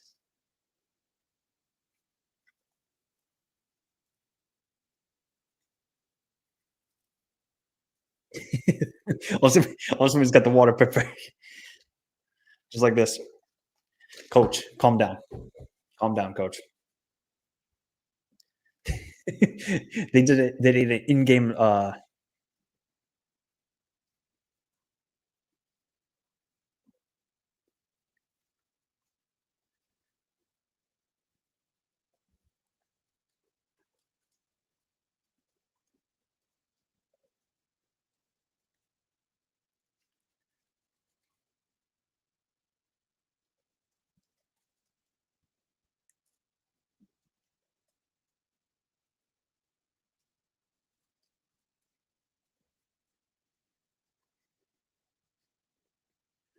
well, we're going to penalties, people, aren't we? Going to penalties.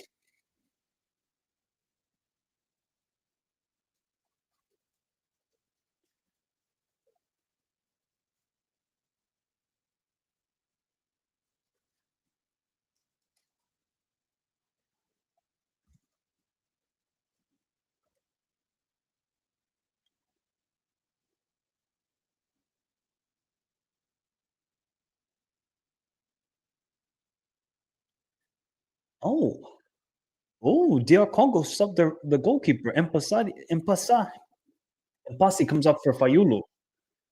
Interesting. They're pulling a Tim Kroll, huh? They are pulling a Tim Kroll.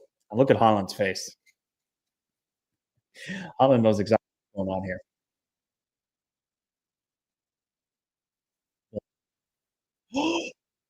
What a save!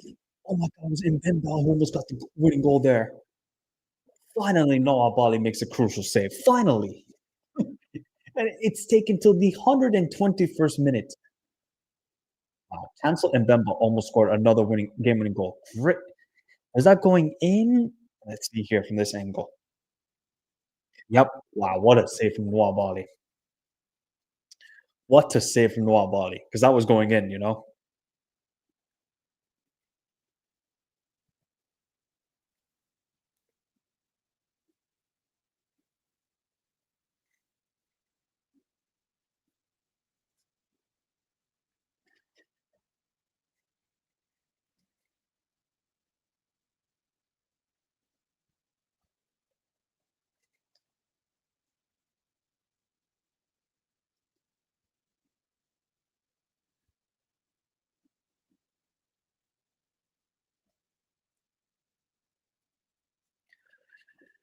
Oh, and we're going to penalties.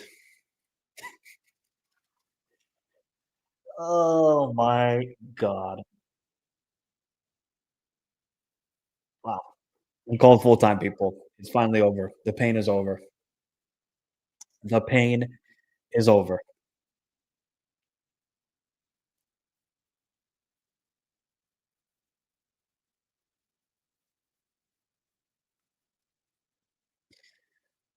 Look at all the Norwegians. Shout out to them, man. Really, he takes penalties for Yulo. Oh man, oh man, oh man. What do you think, people? Should I even watch the penalties, or should I just do the Norway reaction video? What should I do? Because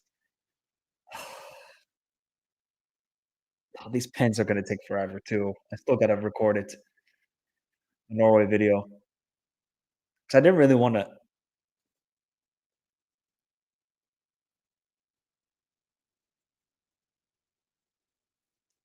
Let's run the pens. Yeah, Norway about to win 3-1. They're emptying the San Siro. They've gone to that level where they're emptying the San Siro.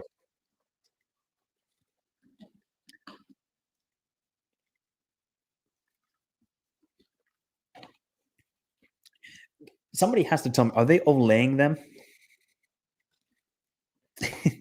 Nigeria and Liverpool play the same dead football. Yeah. That's why I've not been tuning into Liverpool games. I don't know. After winning the Premier League last year, I don't really care, to be honest. I don't know. I think I would just more care about the Champions League. That's all I really care about when it comes to Liverpool this season. What? Are you talking about for DR Congo and Nigeria? Do you like, oh my God. 4-1 Norway. Brother, ew. Brother, brother, ew. They are dunking and celebrating at the San Siro. Dunking and celebrating. This is pitiful from Gattuso. Yeah, Gattuso can hold that. For his stupid comments and trying to say, "Oh, Italy deserves to qualify." Wow. I think this is so poetic that they lose 4-1 at home. Because guys like Mancini don't deserve to be on the Azzurri. Guys like Di Lorenzo, look at the Norwegian bench. They're all together. They're unified. That even if Italy qualify for the World Cup, it'll be group stage exit. I mean, all of them celebrating. Wow. Wow, wow, wow. And there it is. Congrats to every Norwegian, man. Congrats to every Norwegian. They have qualified for their first World Cup since 1998. What a moment, man.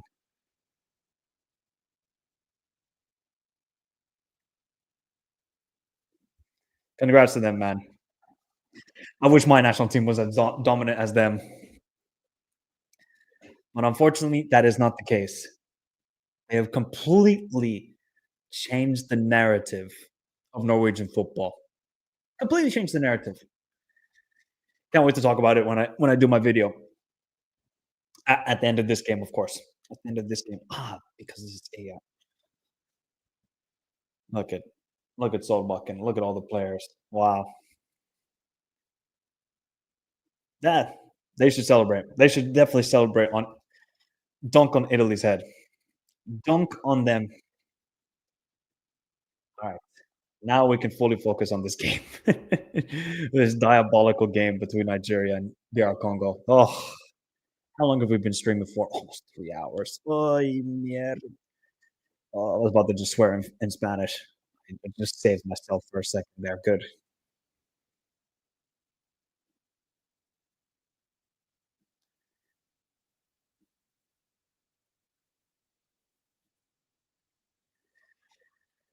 Oh,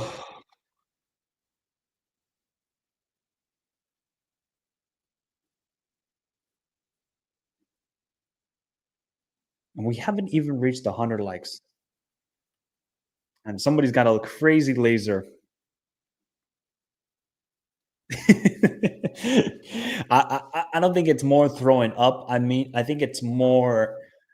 I'm just disgusted by this Nigeria DR Congo game. I think that's more the case here. Yeah, they deserve it, man. They deserve to go fully perfect and dunk on them. Absolutely dunk on their head top.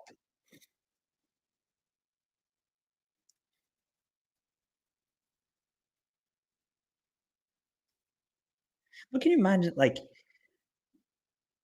they've had so much pressure, Norway to qualify on so many occasions, and the fact they did it in like the most convincing way possible, it must just feel so much sweeter, you know? It has to feel so much sweeter for the players and for Solbakken and everybody involved in Norwegian football.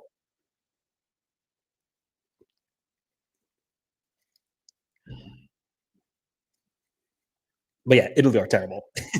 I think we all know that. They are a terrible team.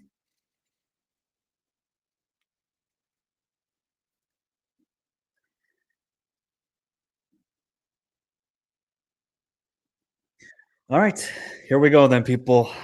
Who's winning who's winning the penalty shootout? DR Congo or Nigeria? Basti taking the first one. I'm not looking at any of your comments because you guys are going to be in the way. Here we go then.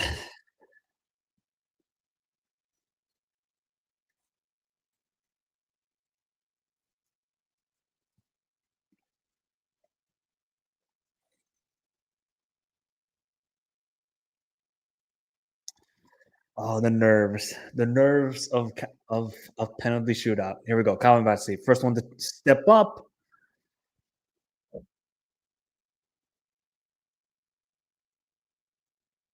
And he sends that to Lagos. Lagos sends that to Pretoria. Pretoria sends that all the way down to the Penguins in Antarctica because what on earth was that from Calvin Basti?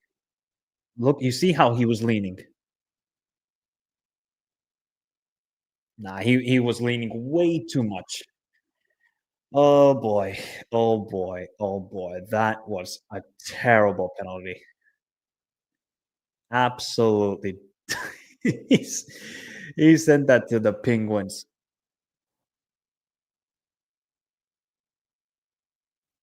Oh my God. Musutami missed it. So nobody's gonna.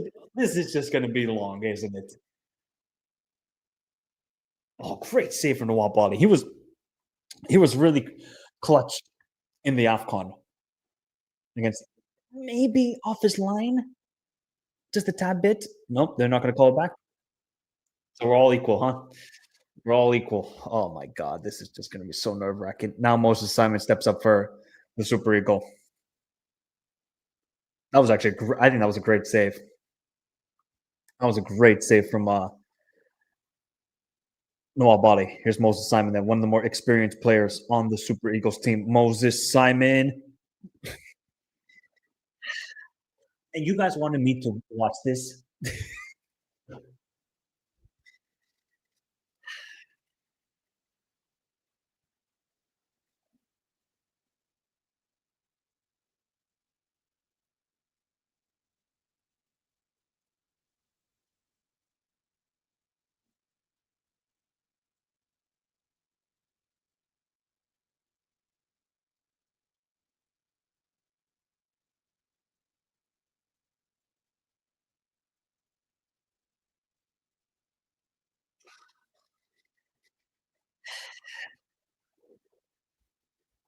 Please, Sadiki, don't miss this.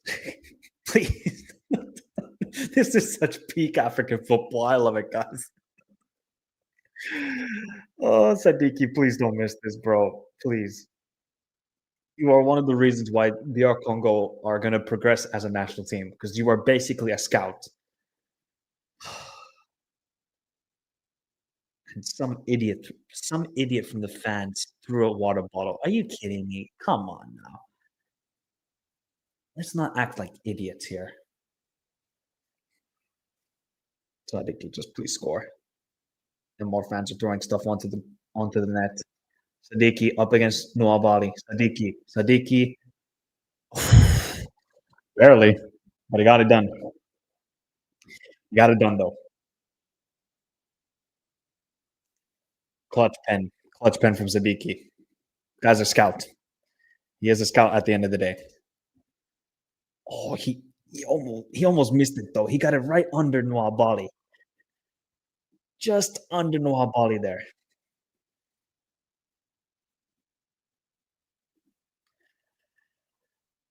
All right. Next is Adams, isn't it? Yep, Adams.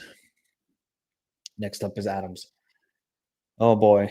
Nigeria are feeling the pressure. They are definitely feeling the pressure here. Oop. Am I overheating here? Adams up against Moyulu. Adams. Great penalty. Finally, a bit of quality with the pens. Finally, a bit of quality. Great pens from Adam. 1-1. Oh, man. Oh, this is going to get so nervous. Oh, my God.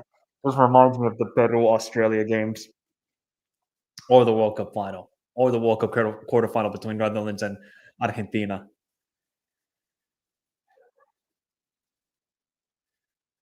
Twanzebe. Okay, Twanzebe is going to take this. Third penalty taker for DR Congo. Twanzebe steps up. A little bit of a slow run up.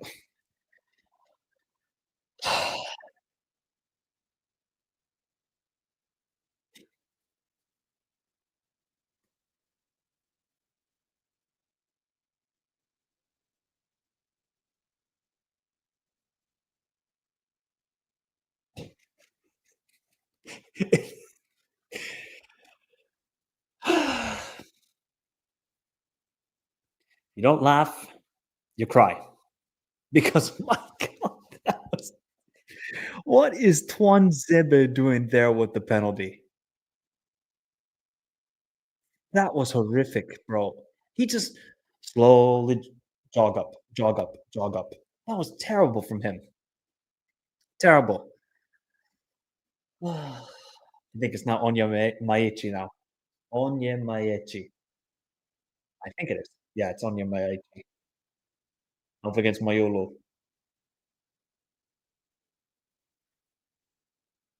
Oh, great pin again. Oh, Eagles are coming up clutch here. They are coming up clutch here. 2 back-to-back fantastic penalties. Oh, and Nigeria are inching closer and closer to the Intercontinental Playoff and just surviving after a peak, atrocious performance. This is oh my God, this would sting for DR Congo, man. This would sting. This would sting badly. It's Mayele, the man who was CAF Champions League winner with Pyramids last season. I think he's like 31, 30 years old. Mayele up against Noah Bali. Is Noah Bali going to be a clutch man for the Super Eagles? Mayele steps up for Congo. Oh, all right. We're down to the fifth penalty takers. Oh my God. It cannot get any more nervous than this, huh? This is it.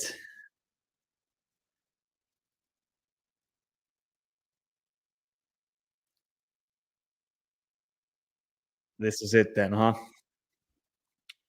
I'll come down to this moment. I'll come down to this moment.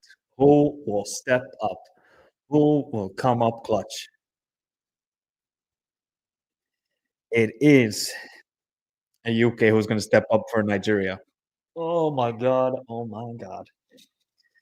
They don't qualify if they win, but they qualify to the Intercontinental Playoffs. Here's a UK up against Mayulu.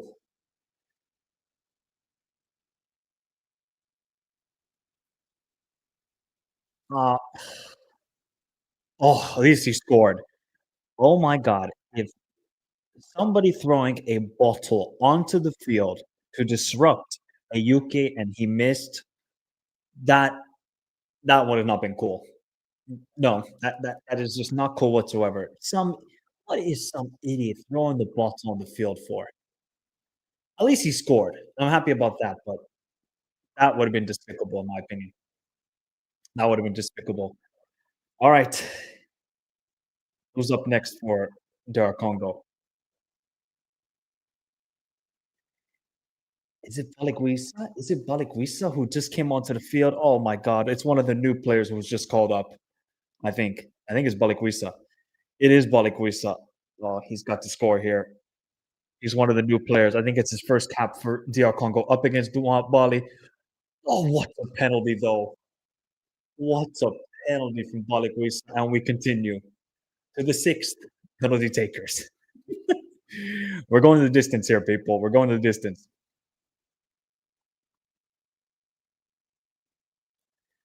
Oh boy, oh boy, oh boy. We are going the distance.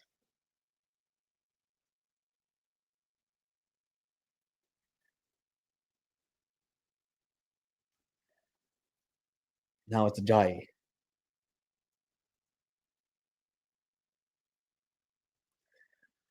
Oh, yeah. 3-3. After the first two penalties being absolutely horrific, at least the players have bounced back here. I know it's Ajayi stepping up for the Super Eagles. Ajayi up against Mayulu. Mayulu saves. This is it. This is the moment. I'm sorry, Fayulu. I say Mayulu. Fayulu saves it. Who was brought on as a sub. This is the moment now for DR Congo. This is it. Which player?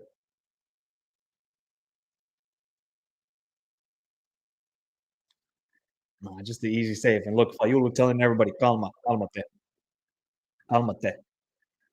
This is it.